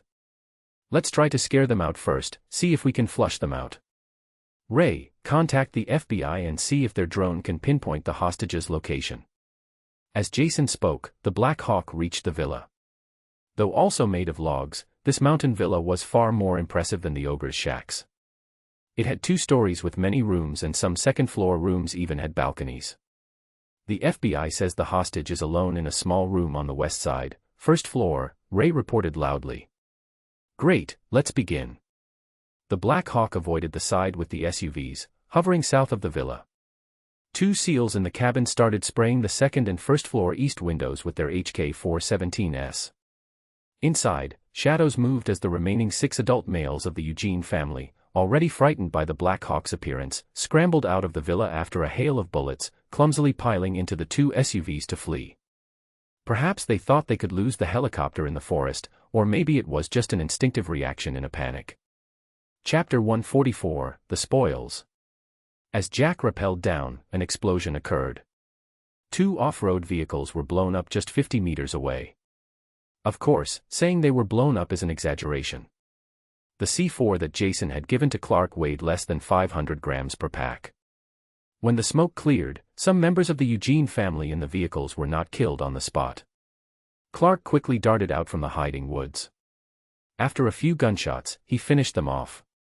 The other SEAL team members cautiously searched the entire villa in tactical formation. Once it was confirmed safe, Jason ordered the Black Hawk to land in front of the house. As a worried Jessie jumped out of the helicopter, Jack emerged from the villa holding an unconscious Francine. The girl was lucky. Perhaps because the hunt had just begun, the Eugene family men planned to gather more prey before enjoying them. Or maybe they sensed something was wrong the previous night and temporarily lost their urge to violate the prey. Besides some infected wounds and dehydration, Francine was fully clothed. However, she was severely frightened. Fearing she might hurt herself in panic, Jack had knocked her out. He temporarily handed Francine over to Jessie and returned to the villa, but things didn't seem to go smoothly. "So, where's what we're looking for?" "There's nothing here." Jason looked disappointed as he questioned Jack. The so-called basement of Sam Eugene turned out to be a small cellar hidden under the living room floor, empty and clean enough to starve a mouse. The other team members, still unaware of what they were looking for, glanced at each other in confusion. Jack's gaze swept around and finally landed on the wreckage of the 2 off-road vehicles outside the window. "Clark, did you check the trunks of those 2 cars after finishing them off?" "No, what are we looking for exactly?" Clark shook his head, puzzled. "We'll find out soon." When Jack and the 6 SEALs regrouped in the living room, the table was piled high with golden bars. The sight of these stacked gold bars was much more impactful than a pile of cash. Jason and his team couldn't take their eyes off the pile, their eyes reflecting the golden glow. Standing next to Jason, Ray swallowed hard and picked up a piece to inspect it, his voice tight with excitement. Each bar weighs about 50 ounces. Even if it's not the highest purity, each piece is worth around $75,000. There are 29 pieces here. We're rich. Jack was somewhat surprised. He didn't expect the Eugene family to hide most of their gold in this mountain villa. It seemed the FBI raid on the vineyard wouldn't yield much. Jason didn't waste words. He directly moved 5 pieces aside. "Each of us gets 4 pieces. We wouldn't have this fortune without the FBI kid," so the extra piece goes to him.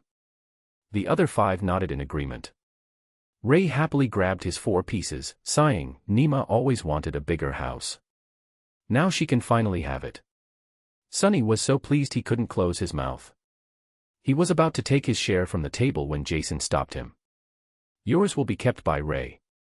I don't want you spending it all on strippers. Ray cheerfully stuffed Sonny's share into his own bag. Don't worry. I'll give it back after you get married and make sure your wife doesn't find out. Damn, that means I'll never get it back, Sonny said, frustrated. Jack returned all the gear to the SEALs. Jason allowed him to keep a tactical backpack to carry the gold. Perhaps because they had shared the spoils, the SEAL team's attitude towards Jack visibly improved. After warm goodbyes, they boarded the Black Hawk and flew away. When David Rossi arrived in a large, red and white EC-225 helicopter, all he saw was a burning villa and the smoldering wreckage of 2 off-road vehicles. Jason asked me to give this to you. Jack approached and handed Rossi a memory card containing a video recorded by the SEALs, documenting the entire operation, except for the last part where they divided the spoils. Rossi, dressed in an expensive bespoke suit, glanced at the 2 girls behind Jack and signaled a medic who had just disembarked from the helicopter to check on them. How did it go? Rossi's question was vague, but Jack knew what he meant. No loose ends, everything's cleaned up. The SEALs took their reward, and the rest is in my bag. Rossi waved dismissively, not caring about the money. Keep the rest. You're not an FBI agent yet. Jack couldn't help but laugh. Although he hadn't planned on handing it over, he appreciated the gesture.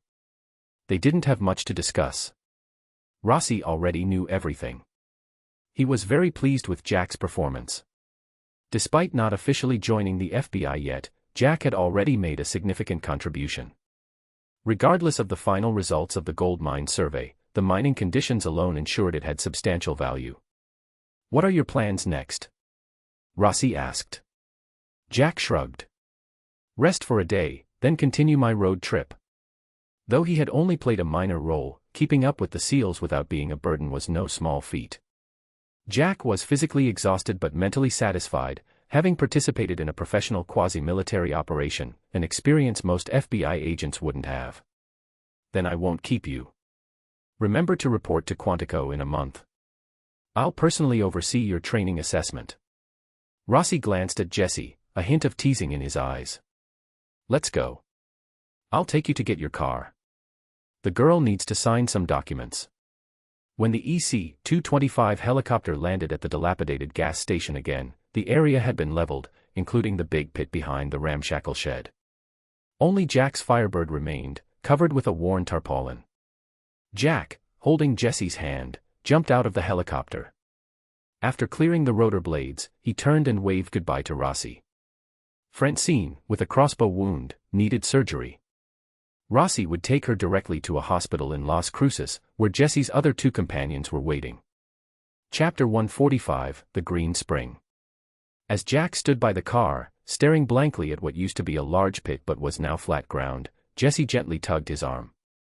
What are you thinking about? Nothing, just feeling a bit uneasy, Jack shook his head. From time to time, a black Suburban drove by on the dirt road. It looked like the FBI would be busy here for a while. Soon, there might be some tabloids or online media spreading bizarre stories about aliens abducting tourists in the mountains. Perhaps a nearby town or village, like the one where the Eugene family's vineyard was located, would follow Roswell's example and become a tourist destination famous for alien legends. Jesse hugged his neck and gave him a deep kiss, softly asking, "Are we going to part ways now?" Jack took out a small bag from the car. "I'm planning to rest in Las Cruces for a day and leave the day after tomorrow. I'll take you there too. You need to meet up with your friends, right?" Jesse's beautiful eyes twinkled as she coyly replied, "Francine still needs surgery. I think they wouldn't mind waiting another day for me." Jack helped her remove her backpack, took out a small bag of gold dust, and put it in the small bag. He then took a gold bar from the tactical backpack given by the SEALs and placed it inside, handing it to Jesse. "I think this should be enough to cover your college tuition. But I hope you're careful not to let anyone know you have this money." Yesterday, while they were at the lookout tower, Jesse had confided a lot in Jack, telling him about her modest family background and how she had to work in a restaurant to make ends meet. Remembering how she handed him that small bag of gold dust without hesitation, Jack didn't mind being generous. He still had 4 gold bars, plus those in the Firebird's trunk. This haul was worth over $400,000. This was also why Jack had Jessie sign the confidentiality papers and then got off the helicopter with her. It wasn't for any other reason. Jessie stared at the small bag in astonishment. Her expression shifted from surprise to disbelief, then to joy, and finally to gratitude. "Are you trying to be my sugar daddy?" Jack laughed helplessly. "Take it. You deserve it. You were very brave." He wasn't lying. Jessie's performance yesterday had impressed him, except for the part where she freaked out about the decapitation. After packing up the crossbow and other items, Jack drove the Firebird back to Las Cruces. He first took Jessie to the hospital. Of course, making her friends wait another day was a joke, but they did agree to have dinner together that night. Jack found a secluded spot to take out the gold nugget and gold dust from the oil drum. Then he checked into the best hotel in town and started making phone calls to let everyone know he was safe. Even though they knew he was on a road trip and often out of signal range, Zoe and the others were still worried after he had been out of contact for a whole day. After reassuring his 2 older sisters, Jack video-called Hannah. As he recounted his close encounter with the cannibals and showed off the shiny gold nugget, Hannah was both envious and jealous. "I hate Angela's damn wedding. Why do I have to stay here and endure the torture of a pregnant woman and her future mother-in-law instead of adventuring with you?" Typical Hannah, always reliable. She had more confidence in Jack than in herself, showing no fear for his safety and only regretting missing out on his road trip and its exciting adventures. They chatted for nearly an hour before Hannah reluctantly ended the call and went to book a flight. Knowing Jack planned to rest for a day, they agreed to meet in San Antonio, Texas, the night after next. Feeling slightly guilty for about 10 seconds, Jack went out to pick up Jessie. The day's battles had been thrilling for him. In 24 hours, he had racked up a significant body count. Unfortunately, despite choosing the best restaurant in town, he couldn't escape the attack of cilantro. After a delicious meal, they returned to the hotel. As soon as they entered, Jack couldn't hold back any longer. Jessie noticed his eagerness and playfully led him into the bathroom. "If I wanted to join the FBI, how would I go about it?" Jessie asked softly, hugging Jack. "Stay away from drugs and medication, keep a clean record, pursue a related field, and strive to excel. If you still want to after a few years, contact me then. If you need money urgently, exchange a portion of the gold first. Find a trustworthy place to do it. Hide or deposit the rest in a bank. Gold prices will keep rising." Jessie laughed, interrupting his fatherly advice. "Okay, stop. Just because I called you daddy a few times last night doesn't mean you have to act like my dad." "A few times?" Jack raised his voice slightly. "Listen to your voice now, you screamed yourself hoarse. Certain skills, once mastered, not only become highly effective but also save energy. For instance, ever since Jack mastered advanced driving, he could easily drive hundreds of miles without getting tired. For an ordinary driver, long stretches of straight road might be monotonous and cause fatigue or distraction. But for Jack, it was an enjoyable experience. He could monitor the road conditions with his peripheral vision and fully appreciate the scenery along the way. After saying goodbye to Jessie, Jack had a good night's rest, a genuine rest that gave his back a break. Then he set off again early the next morning. He abandoned his plan to visit Roswell and returned to Interstate 10. Today's journey was long, 600 miles from Las Cruces to San Antonio, almost 1,000 kilometers. Passing through El Paso, he crossed the border between New Mexico and Texas. The scenery gradually changed from endless desert to patches of green. In El Paso, Jack stopped to buy a cowboy hat. The city, divided by a river, was interesting. One side was El Paso, and the other was Ciudad Juarez, belonging to Mexico. This made it a major route for illegal immigrants trying to enter the USA.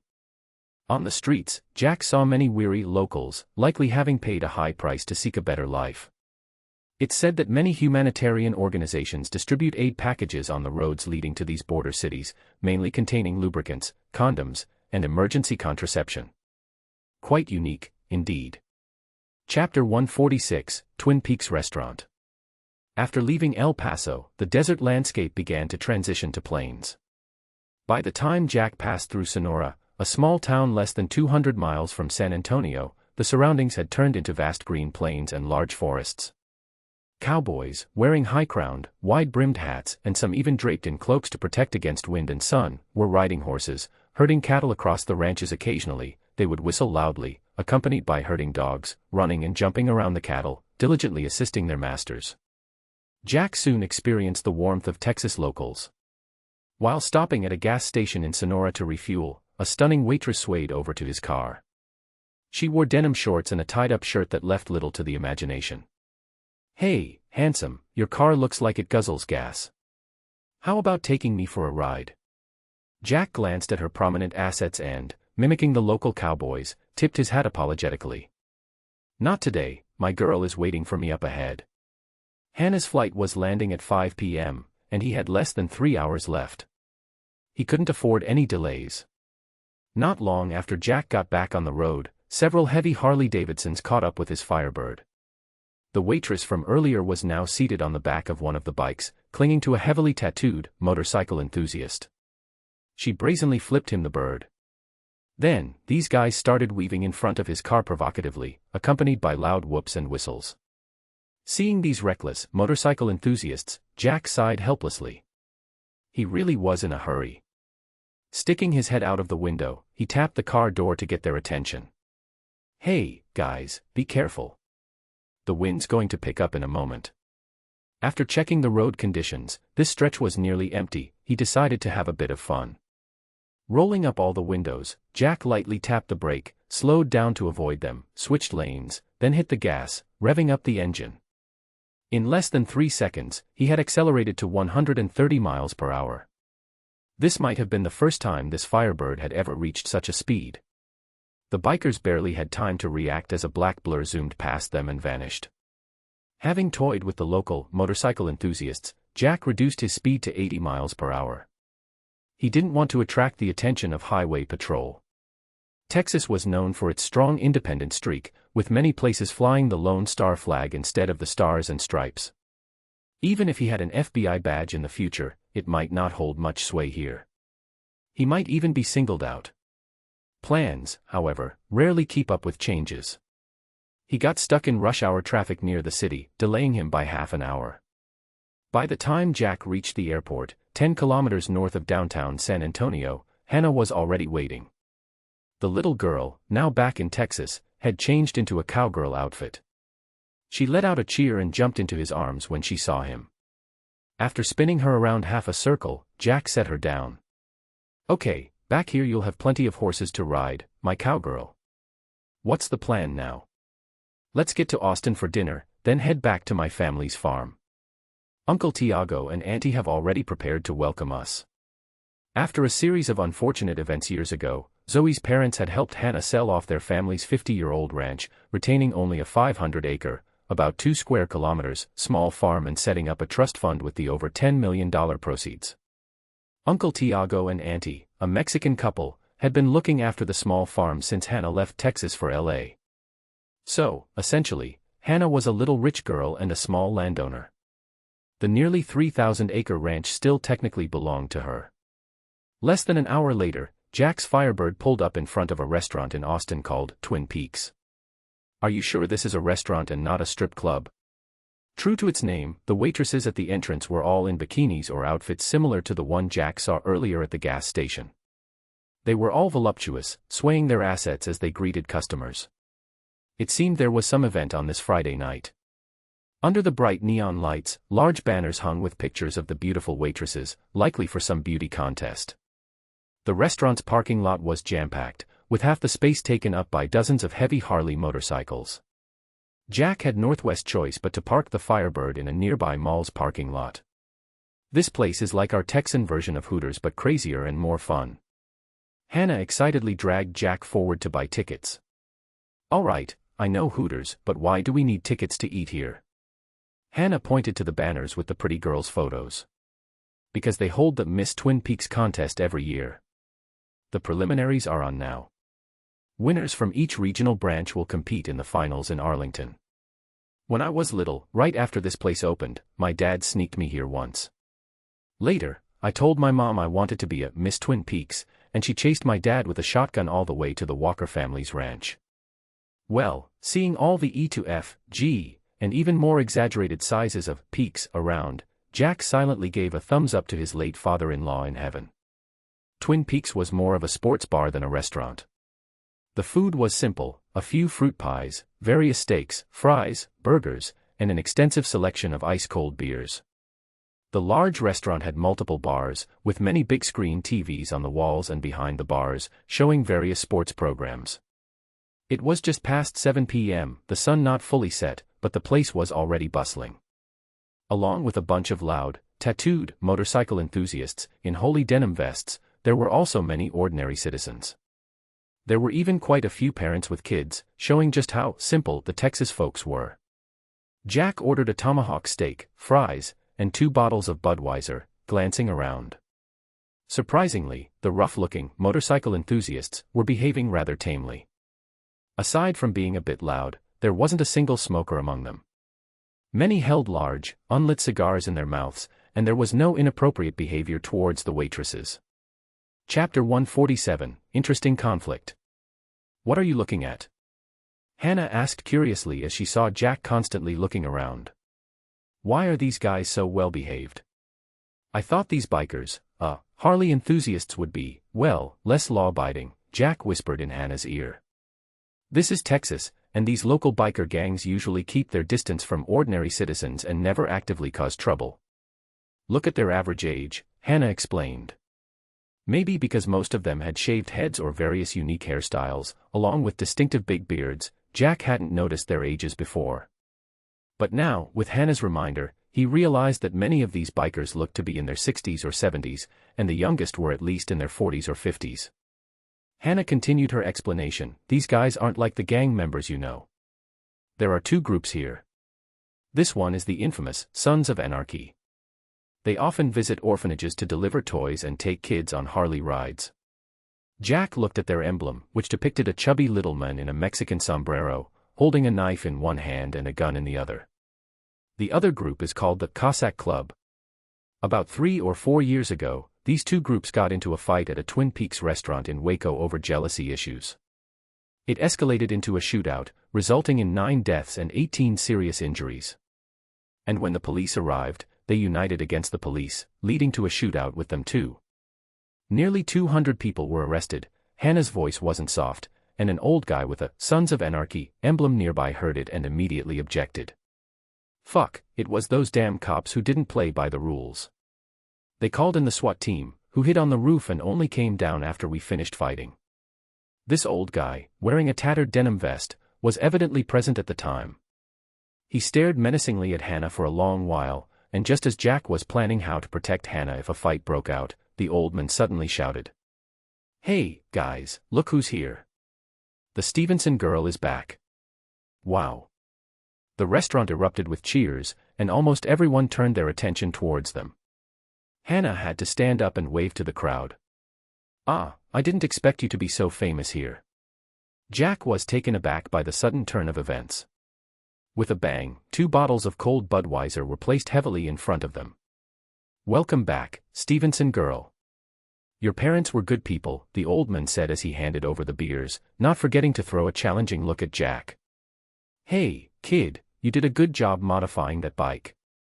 It turned out that this old man was among those Harleys Jack encountered in Sonora. Still flirting at this age, some people never get old at heart. Dad used to have a good relationship with some of these people. When our family was in trouble, many of them wanted to help, even though they couldn't do much, Hannah continued, her tone complicated. These people have their own values. Though some of them deal in arms, drugs, and extort protection money from prostitutes, they won't tolerate anyone harming the poor or children. They'd step in to help. Listening to this reminded Jack of those ancient knights-errant from his past life. He smirked, somewhat disdainfully. Those good girls from back then, with their tattoos, smoking, drinking, and punk hairstyles, probably learned from people like them. For instance, during that shootout I mentioned, there were many spectators nearby, including kids, but no innocent people were hurt. Before the police arrived, they were just swinging chains at each other. Later, the police couldn't do much and released everyone they had caught within a few months. That's because we were united. At the time, we in the Cossack Club organized a protest with over 1,000 people, against those asshole cops, the old men, who had been eavesdropping, added proudly. Hannah said nothing, smiling as she lifted her denim jacket to reveal her FBI badge on her waist. The old man turned away sullenly. "Hey, handsome, nice to see you again. Remember to vote for me," a bubbly voice said as Jack felt a soft, bouncy cushion bump into his arm. He turned to see a pair of familiar peaks he had seen a few hours earlier.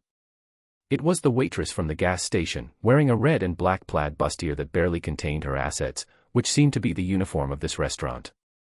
She placed a sizzling tomahawk steak on their table, winked at Jack, and pointed to a small note on the tray. "My name's Barbie," the fourth name on the list. Jack curiously pointed to the first name, which was obviously male, Bobby. "Who's that?" Barbie winked at him again. "That's our chef. Our rule is that male chefs can participate too, but you wouldn't want to vote for him, right?" After she left, facing Hannah's intrigued gaze, Jack had to cough and try to explain, "You wouldn't believe it, but a few hours ago, she flipped me off." He then picked up a pen and checked the name Bobby. Hannah took a sip from her beer bottle, unable to hide the smile at the corner of her mouth. The tomahawk steak was decent, and the fries were well cooked. Jack felt his vote for the chef was well spent. After he and Hannah finished their second bottles of beer, the restaurant's lively atmosphere reached its peak. A host with a microphone started loudly announcing votes, the sound of people pounding on tables and cheering mixed together, occasionally erupting in enthusiastic applause. Even Jack, who typically didn't engage in such lively atmospheres, was drawn in by Hannah. Every time the host added a vote for the chef Bobby, he joined everyone in banging on the table and making noise. In the end, Bobby didn't disappoint, winning the restaurant's Twin Peaks Miss title by 6 votes over the second place. He was dragged out from the kitchen, his greasy white chef's hat knocked off, and a delicate silver crown placed on his head. Things got a bit out of hand after that. The Harley enthusiasts from both Sons of Anarchy and Cossack Club, whose girls both lost, escalated from verbal arguments to pushing and shoving. Some kids around started crying in fear, and the conflict was on the verge of becoming a brawl. "Take it outside if you want to fight. There are kids here." Hannah suddenly leaped onto the table, roaring like a lioness. The restaurant fell silent. Even the crying kids were startled into quietness. The leading troublemakers looked around and saw that the ordinary patrons were also glaring at them, hands on their waists. The old bikers grudgingly spat and actually pulled each other out of the restaurant, continuing their fists and kicks conversation in the parking lot. Chapter 148, Chapter 148, Ranger Walker. "Next round of beer is on the house," the restaurant manager shouted, trying to calm the situation, but by then, no one paid him any mind. Everyone rushed to the windows, cheering for their favored side. Even Hannah, excited, pulled Jack to the door, loudly shouting in support of the fight. "Beat those damn Cossacks. Yeehaw." The atmosphere in the restaurant became even more heated than during the beauty pageant. Occasionally, some overly enthusiastic spectators would rush out to join the brawl. Jack, who had never seen Texans this fierce, was shocked. He thought he had seen the most extreme, looking for a fight, attitudes before, but here in Texas, he witnessed a whole new level of crazy. He felt that describing them as chaotic good wasn't accurate, he preferred to think of them as rebellious kids who remained undeterred despite life's harsh lessons. The brawl didn't last long. About 10 minutes later, as the sound of sirens approached, both sides stopped fighting, wiped their bloody noses, picked up their dropped gear, helped their dazed companions onto their Harleys, and roared away in a cacophony of engine noise. By the time the police arrived, all that was left were some spectators and a few spots of blood on the ground. A police car slowly parked in front of the restaurant. Out stepped a tall man wearing a white shirt and cowboy hat, with a Lone Star badge on his chest. His handsomeness was only slightly less than Jack's. This was Jack's first time seeing the famous Texas Rangers. This special law enforcement unit exists only in the unique state of Texas, their name directly translating to the Texas Rangers. Texas Rangers and Texas State Troopers both belong to the Texas Department of Public Safety but are independent of each other. They handle everything from public safety incidents to explosive threats, from border security to criminal investigations. However, due to historical reasons dating back to the Civil War, the Texas Rangers were once almost disbanded. They regained some structure in the late 19th century, but even now, their numbers have never exceeded 200. In a sense, the Texas Rangers are the most loyal armed force to the Texas state government. Only those who have served in the state police for more than 8 years are eligible to apply to join them. Walker. Hannah cheered excitedly, running forward and jumping into the man's arms. "Oh hey, Hannah, you've grown up," Walker said. Although tall, around 6 feet 5 inches, he wasn't overly muscular, similar to Jack's current build, muscular but not bulky. The enthusiastic collision made him take a half step back. He could only open his arms helplessly, his expression a bit embarrassed, looking like a tough guy not good at expressing emotions, but there was a clear sparkle in his eyes. "Jack, this is Cordell Walker. His family's ranch is next to ours. They almost adopted me back then," Hannah introduced them. "Walker, this is Jack, my boyfriend. He's accompanying me home this time." Jack extended his hand to Walker, and they shook hands, showing each other their strong grip. "Nice to meet you, young man," Walker said, patting Jack's arm. Despite looking just in his 30s, he deliberately put on an old-fashioned demeanor. The TV show, Walker, Texas Ranger, wasn't very popular due to the lack of timely Chinese subtitles, so Jack had only watched 2 seasons before his time travel and didn't remember it well. However, he knew the actor who played Walker from another Supernatural TV series. That was Supernatural, one of the representative shows during the peak of American TV series. This actor played Sam Winchester, one of the Winchester brothers. The contrast between the baby-faced young actor on the screen back then and the scruffy middle-aged man in front of him now made Jack uncomfortable, feeling like Walker would pull out a knife and salt to perform an exorcism any second. Seeing the Harley enthusiasts all leave and the Texas Ranger arriving, the disappointed spectators returned to their seats, their interest not even revived by the waitresses offering free beer. "Old Tiago came to find Molly this morning and informed her of your whereabouts. Molly ordered me to find a way to bring you back. Your house has been in disrepair for too long, it's uninhabitable. Old Tiago and his wife have been living in the adjacent cottage," Walker said. "You know, if I can't fulfill my mom's orders." Walker put on a pitiful face, making Hannah laugh out loud. "Okay, I understand. I won't make Aunt Molly worry about you," Hannah said. Walker followed them back into the restaurant, casually ordering a bottle of beer and glancing around. "The first time I came here was also with your dad," Walker said. Jack opened his mouth but didn't speak. In such a familial moment, he felt like an outsider. But Hannah quickly broke the slightly somber mood, lifting her jacket to show her FBI badge. Walker's eyes immediately sharpened. "Are the Stevenson kids ready for vengeance?" Walker asked. Hannah nodded. "We're planning to stay here for 2 days, then head to Georgia. Do you need me to accompany you?" "Old Anderson called me some time ago and said he prepared some things for you." Walker looked at Jack, seemingly assessing his combat capabilities. "Thanks, Walker, but I don't want to worry Aunt Molly and Uncle Bonham too much. Your identity as a ranger is too conspicuous, and we have other helpers," Hannah said. Walker awkwardly rubbed his nose. "Do you?" "I was just applying to go undercover recently. Things at the border have been unstable, with people using illegal immigrants for drug smuggling." Jack perked up, thinking. Walker, Texas Ranger, was more of a family drama than a crime show, with few investigation plots and even fewer action scenes. The story mainly revolved around the Walker family's struggles. The series began with Walker's wife discovering a drug smuggling operation and getting murdered, leading Walker to go undercover for revenge. Did that mean these events hadn't happened yet? How are Aunt Emily and those 2 little kids, Stella and August? Hannah asked, making Jack perk up even more, hoping to see if he had a chance to tweak the strings of fate.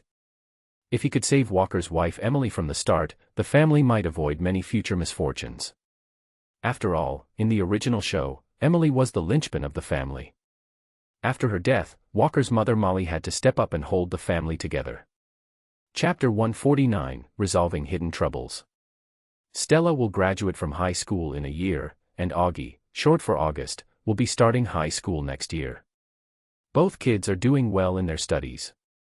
Emily has been deeply involved in charity work lately and drives to the border every week, hardly having time to pay attention to me, Walker said. He appeared to be a traditional family man, and though he seemed to be complaining, the smile in his eyes was unmistakable. Kids sure grow up fast. In the blink of an eye, they're almost the same age as I was when I left. Let's go, I can't wait to see Emily and Aunt Molly's beef stew. She must be preparing it already, right? Hannah said excitedly as she dragged the two of them out of the restaurant. Jack followed behind in the Firebird while Walker, having returned to the station to switch to an F-150 Raptor, led the way. They drove westward. Walker's ranch, or rather Hannah's small farm, was quite far from Austin, about 200 kilometers away. In Jack's previous life, he would never have considered detouring to Nanjing, the provincial capital, for authentic salted duck before heading back to Suzhou. But in America, such a detour seemed perfectly normal. Jack had to drive at nearly 100 miles per hour just to keep up with Walker's F-150, which puzzled him. Ah, is this really okay? I think I saw a speed limit sign for 80, Jack remarked. This is Texas. Everyone drives like this, Hannah responded nonchalantly. It seemed Jack still had much to learn about the Lone Star State. Should we notify the Wolf brothers? Jack asked. Although Hannah planned to stay in Texas for a few days, it wouldn't take more than 2 days to drive from there to Georgia. Even with some sightseeing, they should arrive within a week. Since Margrave was a small town with a population of fewer than 2,000, outsiders would be very noticeable. Their plan was to go in phases. The Wolf brothers would arrive first to make preparations, while Jack and Hannah would follow with the necessary equipment. It appeared that Walker was the one preparing these items. The accountant and his mercenary brother did something big last night. Did you know that? Hannah asked, her expression somewhat indescribable. Took down a major drug lord. Jack wasn't surprised since he had provided the information just yesterday. He had promised Chris to keep an eye on the Marlos Dorados cartel, see Chapter 56, and had made corresponding arrangements. With Angela's wedding approaching, this dangerous threat needed to be eliminated promptly. When he re-established communications the day before, Zoe informed him that Fire's sister would be in L.A. Jack then contacted John, who provided the latest updates. La Fira was coming to L.A. to see her son. He quickly contacted Chris, and just before he left New Mexico that morning, he received an encrypted message from Justin containing a single OK emoji. Last night, a yacht at Cabrillo Marina was blown to pieces. The LAPD, ATF, and FBI all mobilized, and even the DHS got involved, thinking it was a terrorist attack. They later discovered the yacht belonged to La Fira, the head of the Marlos Dorados cartel. I remember you said Chris had been targeting this woman for a while, so I guess this was related to you guys. Are you planning to play superhero vigilantes from now on? Hannah's eyes held more curiosity than concern, seemingly upset about missing out on the fun. This girl had flashed her FBI badge twice today. Why was she still so enthusiastic about these matters? Had he been a bad influence on her? Jack ruffled her hair. Don't overthink it. I just made a few phone calls. I didn't expect them to act so decisively. He briefly recounted Fire's sister's crimes and sighed. Chris followed my advice and didn't use the Barrett. Instead, he used explosives. Hannah smirked. I think that's Braxton's idea. They were very clean about it. I didn't pry too much, but I heard ATF suspects some retired Guatemalan police officers. In the original plot, these retaliatory officers either died or were captured. This time, they took the fall. ATF probably wouldn't find any crucial evidence, so a few days in jail was a small price to pay for this indirect revenge. Okay, the Wolf brothers will leave tomorrow. We'll contact them in a week. Jack put down his phone and focused on driving. As night fell, after nearly 2 hours of speeding, Jack followed Walker's F-150 onto a dirt road. Before long, they arrived at Walker's ranch. The large house, although somewhat old, was well maintained. Walker's family had even lit colorful lights around the house to welcome them, standing at the door as if hosting a small welcoming ceremony. Aunt Molly, Uncle Bonham, Hannah exclaimed, jumping out of the car to greet the elderly couple warmly. Welcome home, my dear Hannah, Walker's mother said, her face glowing. Although her long blonde curls were half white, she looked remarkably youthful. In contrast, Walker's father, Bonham, seemed less healthy. Jack vaguely remembered he had some illness, which had caused some discord between the couple. Since he was here, he might as well help resolve it. "Hey, Stella, Augie, you've grown so much. When I left, you couldn't even reach the saddle," Hannah said excitedly before hugging a gentle-looking woman. "Emily, I missed you so much." "I missed you too, darling," Emily replied, stroking Hannah's back. Seeing her teary-eyed, she smiled and changed the subject. "Aren't you going to introduce that handsome gentleman?" Hannah shyly wiped her tears and introduced Jack to everyone. Jack took the opportunity of shaking hands to cast a long-lasting healing spell on the elderly couple. Over the next month, the spell would gradually eliminate some of their health issues, a gesture of gratitude for their care of Hannah in the past. "Come on in, it's getting late," Walker invited, leading everyone into the house. Chapter 150, the Texas-style gift-giving. "Stella, this is for you." After chatting for a while, Hannah took out a gun case from her suitcase and placed it on the table. The Walker family's younger children perfectly inherited their mother's beauty and their father's height. Especially the eldest daughter, Stella, who had grown up to be tall and graceful, with long legs that rivaled those of Hannah, also a Texas girl. From her lively demeanor, she seemed to resemble her father more. The young girl let out a delighted squeal. Upon opening the box, she found a Beretta BU-9 Nano semi-automatic pocket pistol. Its blue casing and laser-engraved grip patch matched the aesthetic of a girl her age. Jack had previously prepared a pink version for Carla but hadn't had the chance to give it to her yet. Hannah thought this model was perfect for a young girl and bought one as a gift. "Augie, your gift is too big to be brought here today. It'll arrive tomorrow. It's a Brad Paisley-signed guitar." Hannah turned to Augie with an apologetic tone. Augie, the younger brother, was a head taller than Stella and seemed more scholarly, resembling their mother more. He covered his mouth, barely hiding his excitement, and finally, shyly hugged Hannah to express his thanks. "Aunt Molly, you're going to spoil them." Aunt Molly brought over a tray and set it before them, containing a teapot and 2 cups of freshly brewed lavender tea, releasing a rich floral aroma. "Try this. It's made from the first batch of lavender flowers from our garden this year. It's excellent for a good night's sleep." Gifting guns to girls and musical instruments to boys, is this a unique Texan way of gift-giving?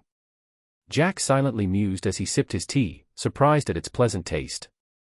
Besides the floral aroma, it had a hint of honey, not overly sweet, but perfectly complementing the lavender. "This is fantastic.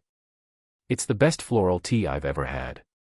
Jack's genuine praise brought a wide smile to the elderly woman's face. "We've prepared enough materials. Tomorrow we'll all work together to repair the Stevens house. Would you like to join us?" Walker's father, Bonham, asked with a slightly teasing expression. "Hey, old man, don't make things difficult for the young people. You should learn to respect your guests." Although Aunt Molly spoke these words, there was a mischievous glint in her eyes. The whole family turned their attention to Jack, giving the impression of in-laws testing a prospective son-in-law. "I happen to be a pretty good carpenter. I can certainly help." Jack agreed readily, confident in his current skills. "Great, it's settled then." Walker clapped his hands eagerly. "Can I help too?" "Bonham has been teaching me a lot lately," Augie asked, looking at his mother, Emily. Emily smiled at her son and nodded, then turned to Hannah. "Let the men handle the work. We can go into town tomorrow afternoon. I need to buy some supplies, and we can go shopping together." Hannah was delighted but suddenly thought of something and asked, "Walker mentioned you've been too busy to spend time with him lately. Does it have to do with the supplies?" Emily shot her husband a look and explained, "We built a rest stop in the desert along the route immigrants take. Every week, we replenish the water and food there. You know, the number of people sneaking in from Mexico has been increasing in recent years. The day after tomorrow is resupply day, so I won't be able to accompany you." Jack never criticized those who took real action to help others. At least Emily's efforts were more practical than those distributing special packets under the guise of charity. So, he deliberately feigned ignorance and asked, "Isn't that route dangerous? There must be people using it for illegal activities too." "That's why we only set up the supply point on the route approved by the Texas Rangers." Emily smiled at her husband again. "That's to ensure your safety," Walker said seriously. "Okay, you're worrying too much. Emily pulled him by his tie, making him lower his head, and gave him a kiss. Walker seemed unsatisfied and wanted more, but his mother smacked him on the head, making the whole family laugh. Although Jack didn't know if this was the incident that caused trouble in the original plot, he decided to persuade Hannah to go along, hoping to prevent any mishap and save Emily. "Why don't we join them the day after tomorrow? I've never camped in the desert. I even prepared tents and sleeping bags for this trip, so we can use them." Hearing Jack's suggestion, Hannah, eager to spend more time with Emily, immediately agreed. The children also wanted to join in, so Walker had no choice but to participate, leading to an impromptu family camping trip. Walker and Emily have been together for so many years, yet their relationship is still so strong. Late at night, lying in the guest room the Walker family had helped them tidy up, Hannah nestled in Jack's arms, expressing her admiration. Jack hesitated for a moment and then carefully agreed, "The Walkers do have a great relationship, which reminds me of the Hunter couple." Hannah snorted softly, not continuing the topic. After some affectionate moments, she asked Jack to recount his encounter with the cannibals. "In the end, I and the SEAL team worked together seamlessly, taking out all the cannibals and capturing the Eugene family's bad guys. We even found gold in the 2 SUVs. That pure gold nugget is beautiful. You can keep it as a decoration."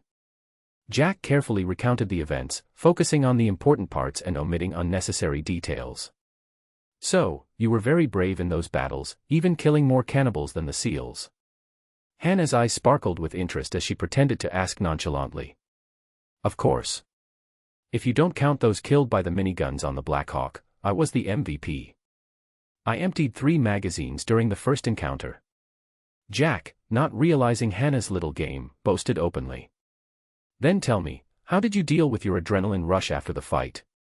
With the SEALs?" Hannah's tone turned sharp, catching Jack off guard. If I say I wasn't that nervous, would you believe me?" "Don't bite there, dear.